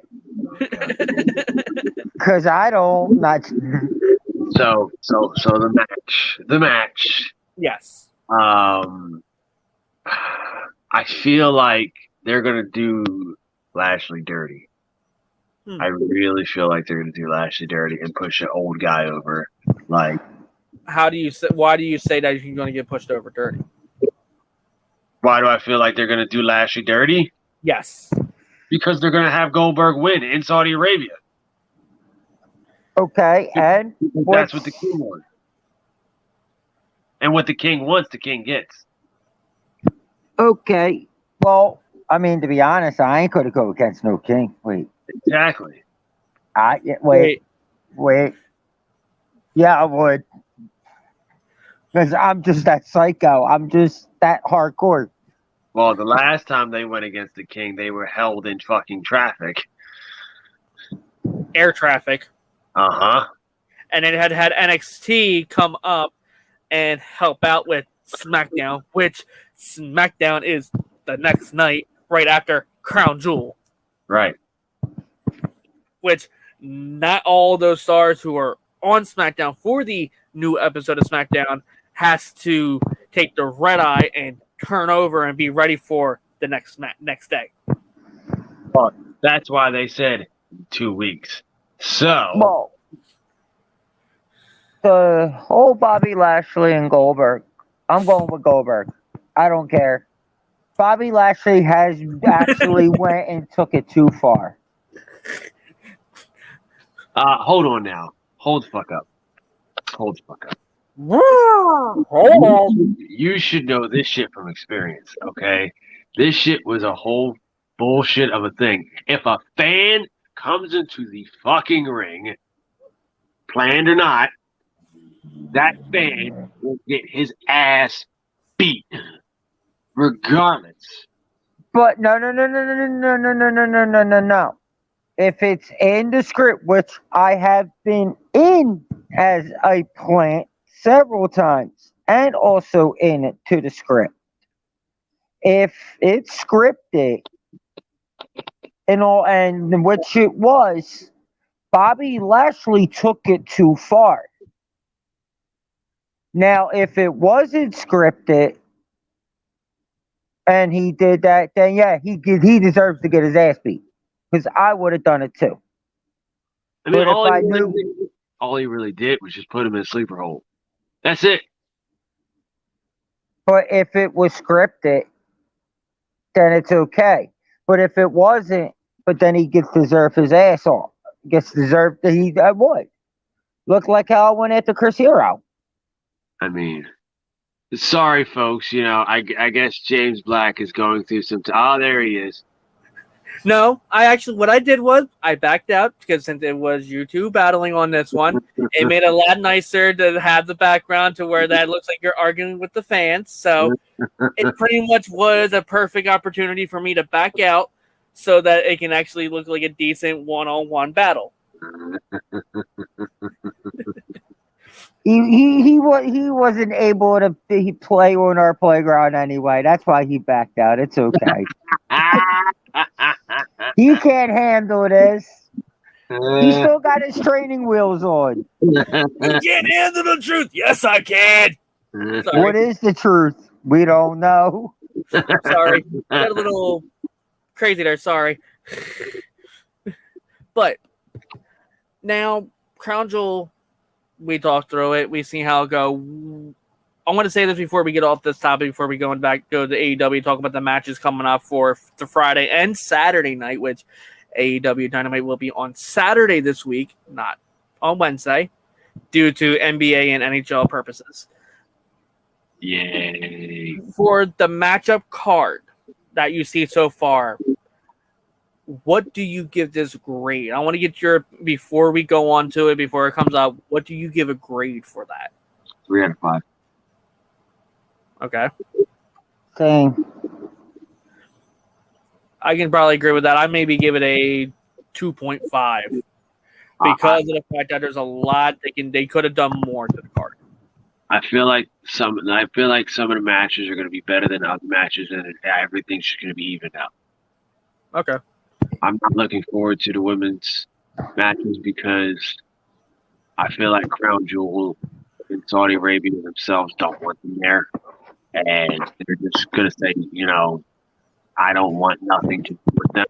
So make them as short as possible. And they will be more covered than normal. Yeah. So, but I'm not really worried about that shit. That's nothing. But I feel like that, the country themselves isn't involved, and the women aren't shit. So I feel like that they're not going to have a lot of time, maybe 2 minutes at most. So I feel like that it's not going to be lackluster. I feel like it's going to be lackluster, and it's not going to be well put together. So you think it's going to be like a squash match for either person? Pretty much. Okay. If it's longer than 5 minutes, I'll be surprised. Well, I'll make sure that you have a timer on, and I'll watch you to have you time the whole match. So, as we go back into AEW, there is a jam-packed going on this one for... Okay. Where I need to sign off. Okay. So, I will talk to you guys later. Love you all, folks. I'll talk to you later. Take care now. Bye-bye then. Well, looks like he had to take some more different plans, plus I think he has to get up early for work. True. Sorry, everybody. We were kind of running a little late. Yes, we would have started at 8 and probably would have ended this time, but we want to try to get everything in as soon as best so you guys can watch. So, as one of the matches coming up is for the Buy-In Live, which is going to be on YouTube for tomorrow night, which is going to be Bobby Fish and Lee versus Bryan Danielson and Suzuki, which I wasn't expecting Suzuki to be in a match for AEW, which I think it's pretty cool that he's teamed with another person, but having the American Dragon up against with a New Japan Pro Wrestling legend, I think that's going to be a phenomenal match. Well, they did work together plenty of times in New Japan and all that. Where do you think Bryan Danielson learned most of his craft? True. And by teaming up with the same, I don't know, probably his teacher or what they probably call it, sensei. True. And this might be where he gets the chance to show his teacher or sensei or whoever or our friend, look what you taught me. Now you get to see it with your own eyes. And now we're getting to do this together. Mm-hmm.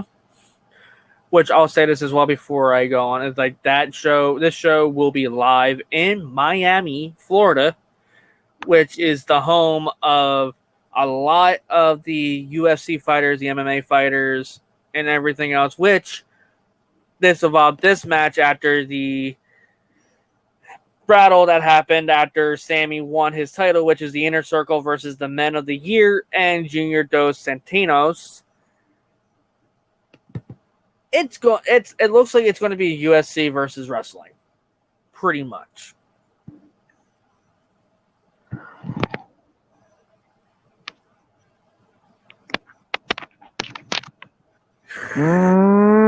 God, I gotta bite my tongue on that word.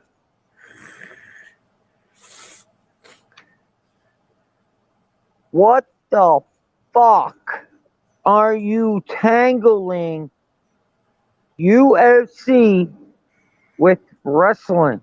I understand that you can have that fighting style, but bringing these guys that does not really have any really training of being in a wrestling ring. True. So you're bringing these guys in, yeah, Jack Swagger or whatever. What's his name? Yeah, right. Jack Hager. Jack Hager. Look at Jack Hager. Yeah, I can see him surviving for a little. But taking all them on like that, left and right, no. Because you have Jack Hager, Scorpio Sky, and like I said, the Man of the Year, and Yeah. I forget his other name, but with Sammy and Jericho, like, yeah, Jericho can stand up with a lot, but These guys are about beatings. They're going to be hitting you like you never got hit before. I mean, to be honest, it's thinking out of the box. But now you're about to literally put most of your talent, especially your TNT champion, in danger. I because mean, if you Sammy. look at it, how it went, like if you watch that beatdown that Sammy took, a lot of the guys weren't doing the punches. It was more like all open hand because of the fact that how dangerously how they trained. It's scary. Yeah, and mind you, even Brock had to tone down a little bit. Like, he had to step away from USC for almost a year before he even got a chance to get back into WWE because of the fact that he knows how to bust people open just with one shot, either with a punch or even with the elbow. Look at me. Before I even got into wrestling, I did boxing. I can literally knock someone out with one punch because I know all the hit points. I used to have grown men afraid to step in the ring with me, and I'm a young age. I'm 12, saying 11 and a half, 12 years old, and I'm fighting 30, 40-year-old men. Now I'm into the business, in which I'm not afraid to fight anybody. So anybody want to go, hey, you know how to reach out? Moxley, Kingston, especially you two, please. I would love to get hit with a trash can lid again. Come on. They will be in your area this Saturday. Well, this Saturday and Sunday. Maybe if everything works out right, which I got to find out, but if everything works out, I might just be there. Be prepared. Biohazard's coming. Kingston, Moxley, keep your ears out. You better keep your eyes out too, because then you guys come to the crowd. You may pass them. I'm going to throw it out there each time until it gets heard. Moxley, Kingston, I am willing to step in the ring. I am willing to sign a waiver if I get hurt. It's all on me. Just on one condition that I ask for you and Kingston to come on our podcast and at least do one interview. After that, I will sign my own death certificate for you so you can do whatever. So you're hoping for a handicap match? I don't care as long as I get that interview. So another match that's going down is Ruby Soho versus the Bunny, which Soho has been really good access with AEW ever since coming to them, and the Bunny has actually improved a lot since when she first started. Yes, They're both talented wrestlers, and it's hard to pick who you want to win that match. Like, I love Bunny's skills and style, how she puts it out there, but being a person who was a WCW person, which now was bought out by WWE, I'm pretty much was following Ruby when she was with the WWE and seeing how her style was and everything and how she wrestled. It was more of that kick your ass, then sign your death certificate, then ask you the questions.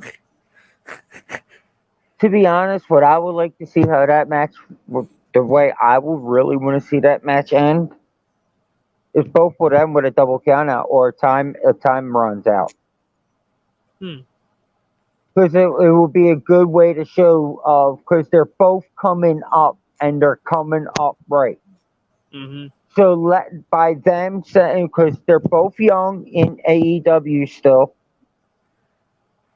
so let them literally bring it out where they just battle it out, and at the end, then you can run a line with them and saying, "Oh yeah, this, and this." No, well, how can you say this when clearly you didn't beat me? True. It's the same thing how with Brian Danielson. Sorry, I keep saying Daniel Bryan because it's a bad habit due to the fact that, yes, I did grow up with him with WWE. That's how I known him as. It's the same thing how Bio is with Malachi Black, with how he was Minister Black and Aleister Black. So it's kind of hard to say their newer name when you're so used to seeing them as another name. But another match that's going down is CM Punk versus Matt Sydal, however you want to pronounce his last name. I don't know who that dude is, and I can tell you right now, CM Punk, yo, dude, you might as well just say, no, I can't make it. Play sick. Call up Tony and be like, because CM Punk is going to make sure you go to sleep. And CM Punk, please hear this. Next time you hit someone with a GTS, please leave an ice cream bar next to them. I would love to see you leave a ice cream bar next to them or on top of them after you hit them with the GTS. You know what? You know what you should do. He should do as well. Since he's in Miami, maybe we should. I know, Punk. You don't drink and everything else, but he may need it after you knock him out and all. Why don't you leave him a nice cold glass of a margarita for him right next to him, so that at least if he wakes up, he can nurse that headache or hangover that you give him with that nice knee to the head. Well, it could be a non-alcoholic margarita too. There you go. And hey, but I still want to see the ice cream bar. I feel then that will be so funny. And this is coming from a fan. I will find it so funny. So Punk, if you can watch it, or anybody who is operated or connected to Punk, please let him read this or hear this or whatever. I want to see an ice cream bar next to someone he puts to sleep. And one thing I want to bring up is I want to bring this up since I wish I brought it up when Paul was on, but AJ Lee is back in the wrestling business. She is part of back at the revamping of WOW, which is Women of Wrestling. She is the executive producer and color commentary of WOW, which I think it's phenomenal to see her back in the business, as same with how her husband is, CM Punk. But I would love to see her back in the ring at some point because of the fact that AJ retired young, as we all know, for several reasons. But I would love to see AJ wrestle one more time. Instead of being a tag team match with Paige against the Bellas, have it to where that maybe her final title match for any title she won. I will say one, even if the AEW isn't the new TBS, or even Impact's the X Division titles. There is one person I would love for that one match And you'll probably agree, probably disagree, but hey, I would love to see AJ Lee 1-on-1 with Ruby Soho. I see Ruby Because they pretty Soho. much got the same fighting style, crazy style, the whole gothic style, and everything. I see either Ruby Soho.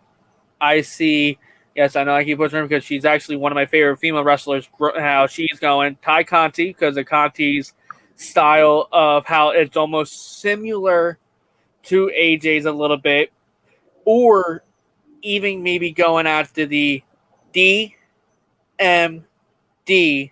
Dr. Britt Baker. Now, wow, that would be hot. I would love to see that too.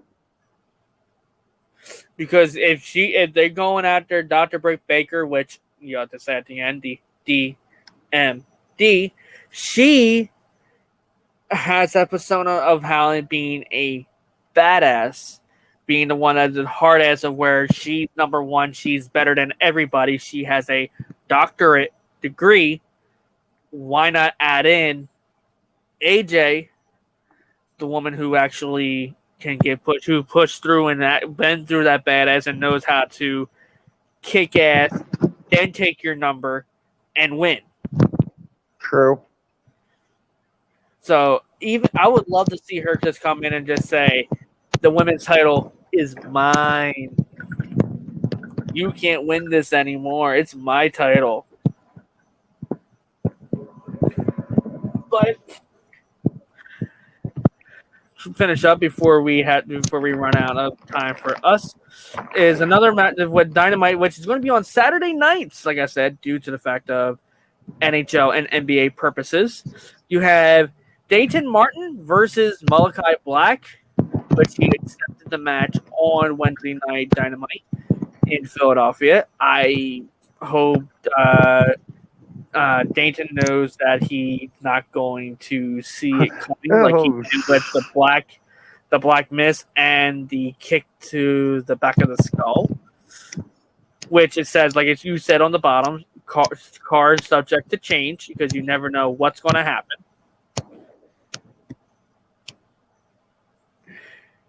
And then they have another match going on with Bryan Danielson versus Bobby Fish, which is WWE versus WWE from NXT, which Bryan Danielson and Bobby Fish never versed each other in the WWE, which is going to be a really good. I think that's going to be a really good match right there for Saturday night. Uh-huh. Now, the other match you were talking about. The Dayton Martin versus Malachi Black? Yeah. Actually, I want to weigh in on that one. Okay, go for it. All right. I don't see Malachi Black winning. Why's that?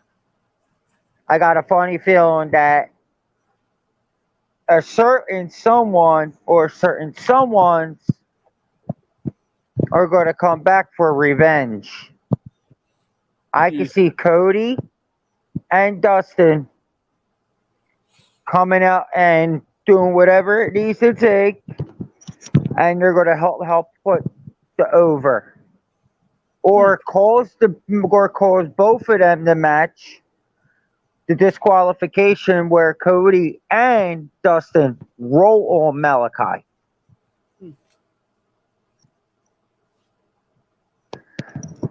Because, to be honest, they're pushing Malachi way, way too much right now.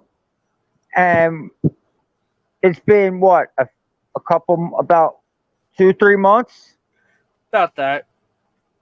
About 2-3 months, and you're pushing him way too much in that period of time that you actually had him take out the whole Nightmare family. Yeah. Now, okay, taking out a family stable, which was the best move, a good way to push yourself, the show. But now, how much are you going to push this guy? When is he going to get his first loss? He needs it. So this might be his first loss, and I can see Cody causing it. Or Dustin. Or who knows, maybe Art.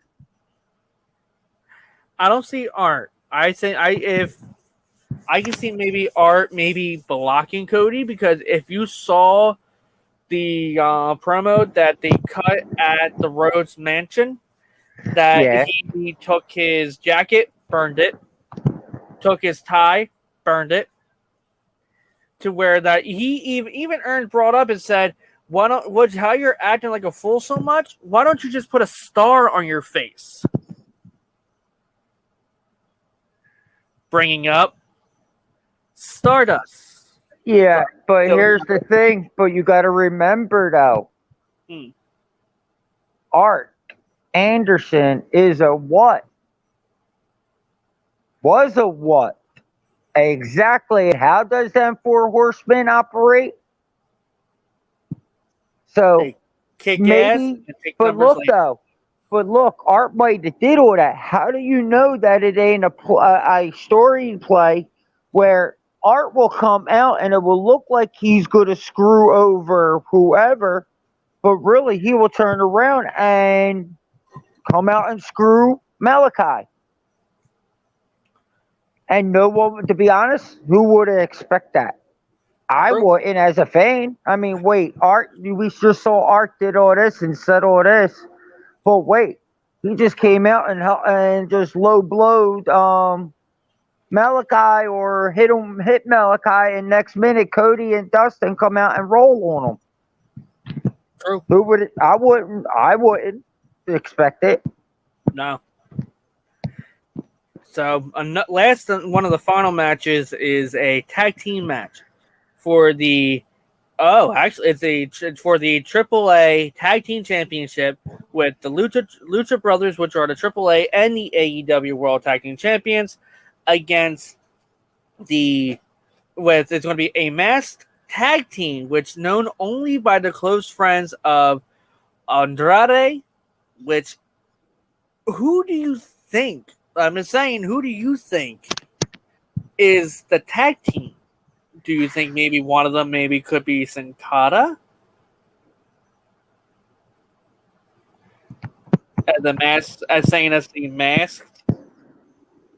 But who would have been Sin Cara's partner? That's the question. It's someone from the AAA, which I'm not big. I don't know much of who's in the AAA.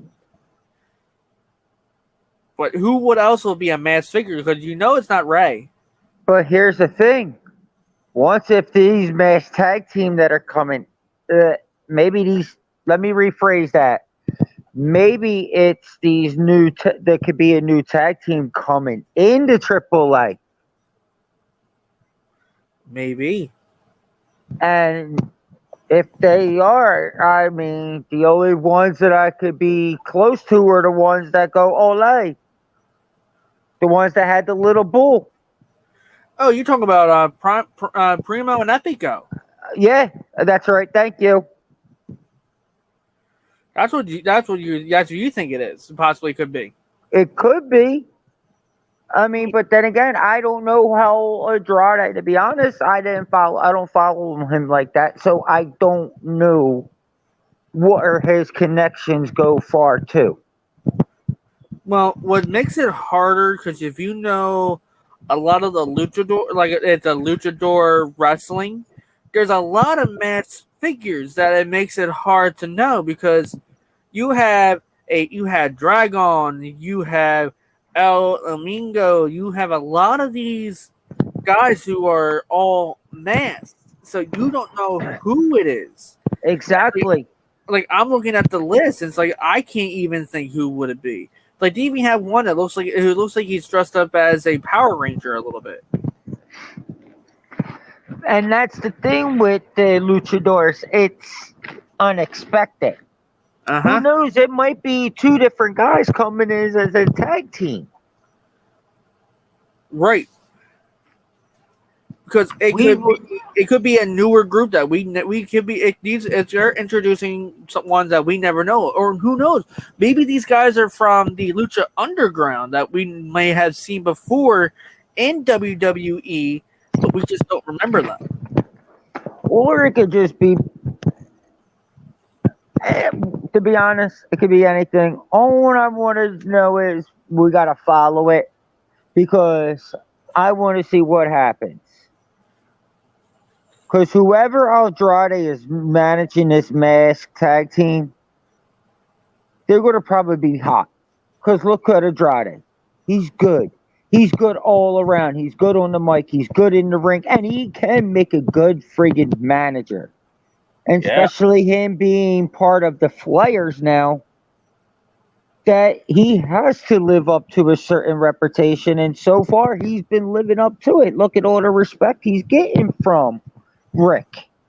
And Rick don't give you that respect like that unless you're really showing something or you're earning it. Plus, even with him getting rid of Chavo Guerrero Jr., like that was a shocker that he got rid of him. Yep. And because it was Rick. Rick turned around and said, if you want to be success and you really want to be success, I know it's all pretty much under my name in a way, because that's what they're saying as, but I'm not going to treat you as that. I'm going to treat you as who you are. But if you want that and you want the help along the way, then you have to drop Chavo. He goes, Chavo's not best. You're best at what you do. And Andrade took the advice and dropped him. Right. And to be honest, Andrade needs to be where he's at. He's good what he's doing. And if this match, I mean, even if the Lucha Brothers lose, which I hope they don't, but I don't know how long they kept them for. So if they lose, congratulations to the new tag team or congratulations to the Lucha Brothers. But I think it's going to be a phenomenal match.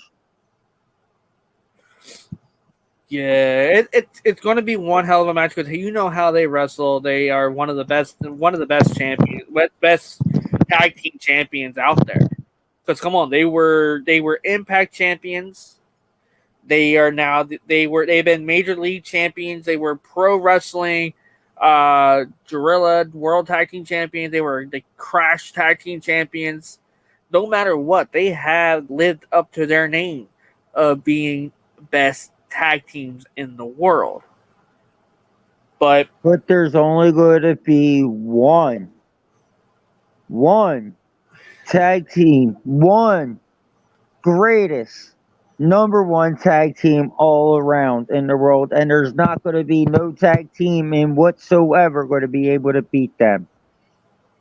Who is that? LOD.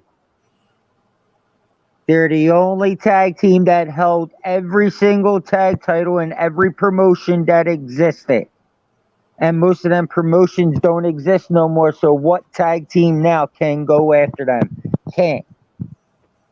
So with that tag team going on, they actually been holding the tag team since 2019 for the AAA tag team title. So they held that title for almost over 2 years. Well, maybe this is time for Andrade's tag team. No, maybe. I mean, come on now. I can see the Lucha Brothers actually willing to pass down the torch if you really deserve it. True. If we feel that you deserve it, we don't have a problem knocking it to you. But if you're not deserve it, then guess what? We'll do our match, but that means get your ass back in the line, get some more work in, then come and see us in a few months or in a year or two. As we're going to try to speed through this a little bit because of the fact that of the timing. One thing that they're going to be announcing on this week's Dynamite, the World Title Eliminator Tournament, which is going to be multiple different people, which I think Moxley is going to be one of them, with Daniel Bryan, and a few others going to be determining who's going to be the next AEW champion, who's going to burst up against Omega if he's still champion after going up against Kenny Omega. I don't know if he's going up against them for this week or it's going to be at some other time, which makes sure for Full Gear, you actually get a chance to watch it live on the pay-per-view on November 13th at 8 p.m., which is on a Saturday for Full Gear. which I am looking forward to how that match will go because of the fact that they're probably going to hold the last of the TBS title for the women's and so on and so forth. For that one, I know we talked about it before. Who do you think is going to become who's going to made it to the top of that? Could it be Punk? You think it's going to be Punk? Daniel? Do you think it's going to be maybe another guy coming up? Maybe Jericho or Moxley getting a chance at the title again? No. This is what I'm trying to predict it, and what I'm predicting is it's going to come down to 3 left. 3 left. It's going to come down to Punk, Bryan, and Moxley. And I see whoever out of them 3, but to be honest, I don't see Moxley because he's already doing his own thing. But I see him, the only reason being a part of that is just to get these guys to more hyped up, more back into the shape, and all that. Mm-hmm. Yeah, I can see it coming down to Punk and Bryan. That's the last final 2. If you had to choose one of them, who do you choose to become that number 1 contender to go up against Omega and possibly maybe taking that title off of Omega? Well, so far, I mean, I would like to see Punk because Punk's been in there for a little bit. Mm-hmm. And Punk should get a title shot.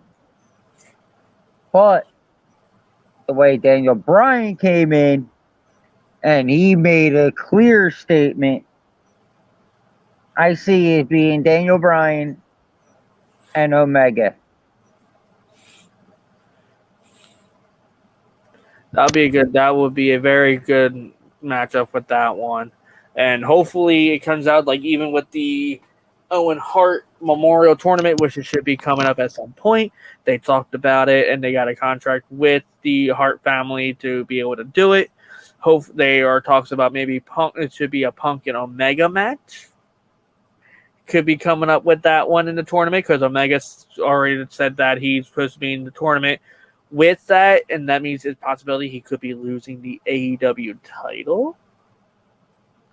Maybe hint right there. But Punk said he would love to have a match with Omega at that tournament, a 30-minute match. So maybe Hangman gets the title or someone else does. Who knows?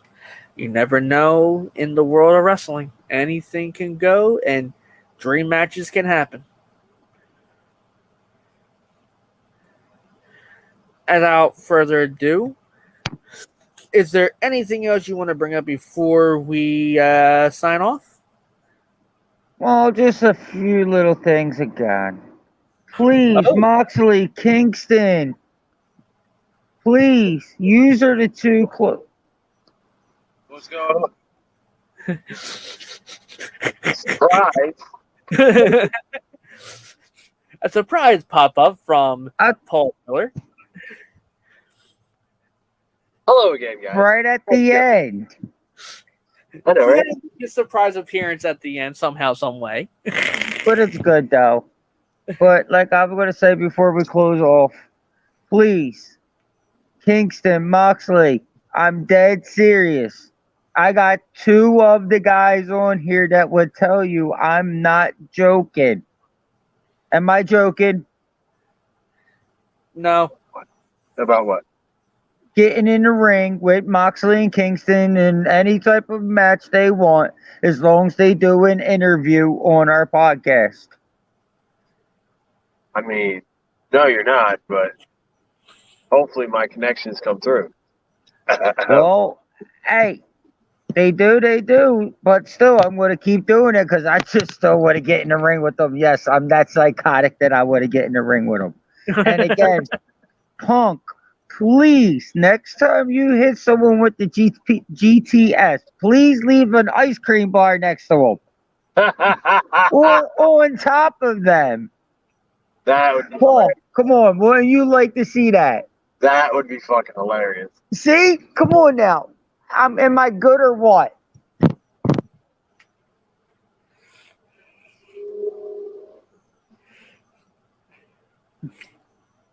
And we actually do have a sponsor I'd never said to you guys, which is a little surprise, which is my own wife's business, which is the it's been so long since we actually talked about the business. Is the more glitter. It tells you how long it's been since we actually kind of talked about this. Glitter Fantastic. It's more Glitter Fantastic by Color. I'm the one that came up the name. Yes. But Glitter More Fantastic is our first sponsor that we gotten, and we know there's females who love wrestling, everything else, but they love getting their nails done. If you want to get your nails done, look her up on Facebook. You'll find out all the information that you need to order and the website to go on to check it out. So it's More Glitter Fantastic by Color Street. And as if we go through, since Paul, you did come back at one of the times, and I wish you were up here when we talked about the world title eliminator coming up that they're going to announce for the tournament in Full Gear. Bio gave out his opinion. He thinks it's going to lead down to Moxley, CM Punk, and Daniel Bryan. Bryan Danielson. Sorry. It's a habit. Bad habit. But who do you think maybe the top three is going to be down to where that it could lead to going up against Omega? Do you mean going against Hangman? Hangman, Omega, whoever it is. No. Hangman. Fuck that. You know, Kenny's dropping a fucking belt. I don't want to hear it. So going against Hangman, I feel like any one of those three would be amazing. But what I would love to see is Hangman and fucking CM Punk. I would love to see that match, but I'm never going to see that match. So, because he's still in his prime, Bryan Danielson. I can see that. And mind you, I even said it down the line with this where if it's, plus I even said it, CM Punk even not mentioned it, and so did a little bit of Kenny, but with the Owen Hart tournament coming up, Omega kind of hinted that he won't have the title and that he's going to be entering that tournament. CM Punk wants to have it to where that it leads up to him and Omega in the ring for 30 minutes in that tournament. I really feel like that CM Punk's not in it for the title. Right. I feel like he's not in it for the title. I don't feel like he should, or he even wants to be the title. So I feel like, he might just let, Bryan Danielson win it or anything else like that. Any other new and up-and-comer. Now, whether or not, we get a glimpse of the greedy and selfish Punk, who knows? It is what it is. But I don't think he is going to go after a title right now. So you don't think Punk's going to ever hold a title ever again? Not ever again, just not right now. Okay. You heard it here, folks. It's maybe I think like you put it, maybe it's going to be like a year or so before he wins his first title. Yeah, Might be longer than that. Who knows? It all depends. Because the way I say it, it looks like Punk's trying to build himself back up. True. And he's saying, yeah, I am champion material, but I'm not ready to be that champion material. Let me do these matches and get myself like pretty much saying, "Let me be hell." Everybody else comes in the door. You work from the bottom up, Exactly. and Sure, that's when I what look at Punk that red always light, does. It looks like for that red light, you remind me of a damn manager from WWE. Oh, you feel the love. You funny. You funny. But anyway, that's the sign off as it goes. Thank you everybody for watching for our show. Please share, like, and blast us all throughout. We are, like I said, we're on Facebook, Twitter. We have a Facebook page and a group page where the group page you can actually start mingle with other fans, get their opinion on how things are going, and make sure you follow our like page because of the fact that that's where most of the news is going to be at. And on YouTube, please don't forget to like, share, and subscribe. That will help us out in the long run. That will help us beat the YouTube algorithm and make us, be able to be watched by other people around the world. Oh, yeah. Please, please, please. Thank you for watching. Have a good night, everybody.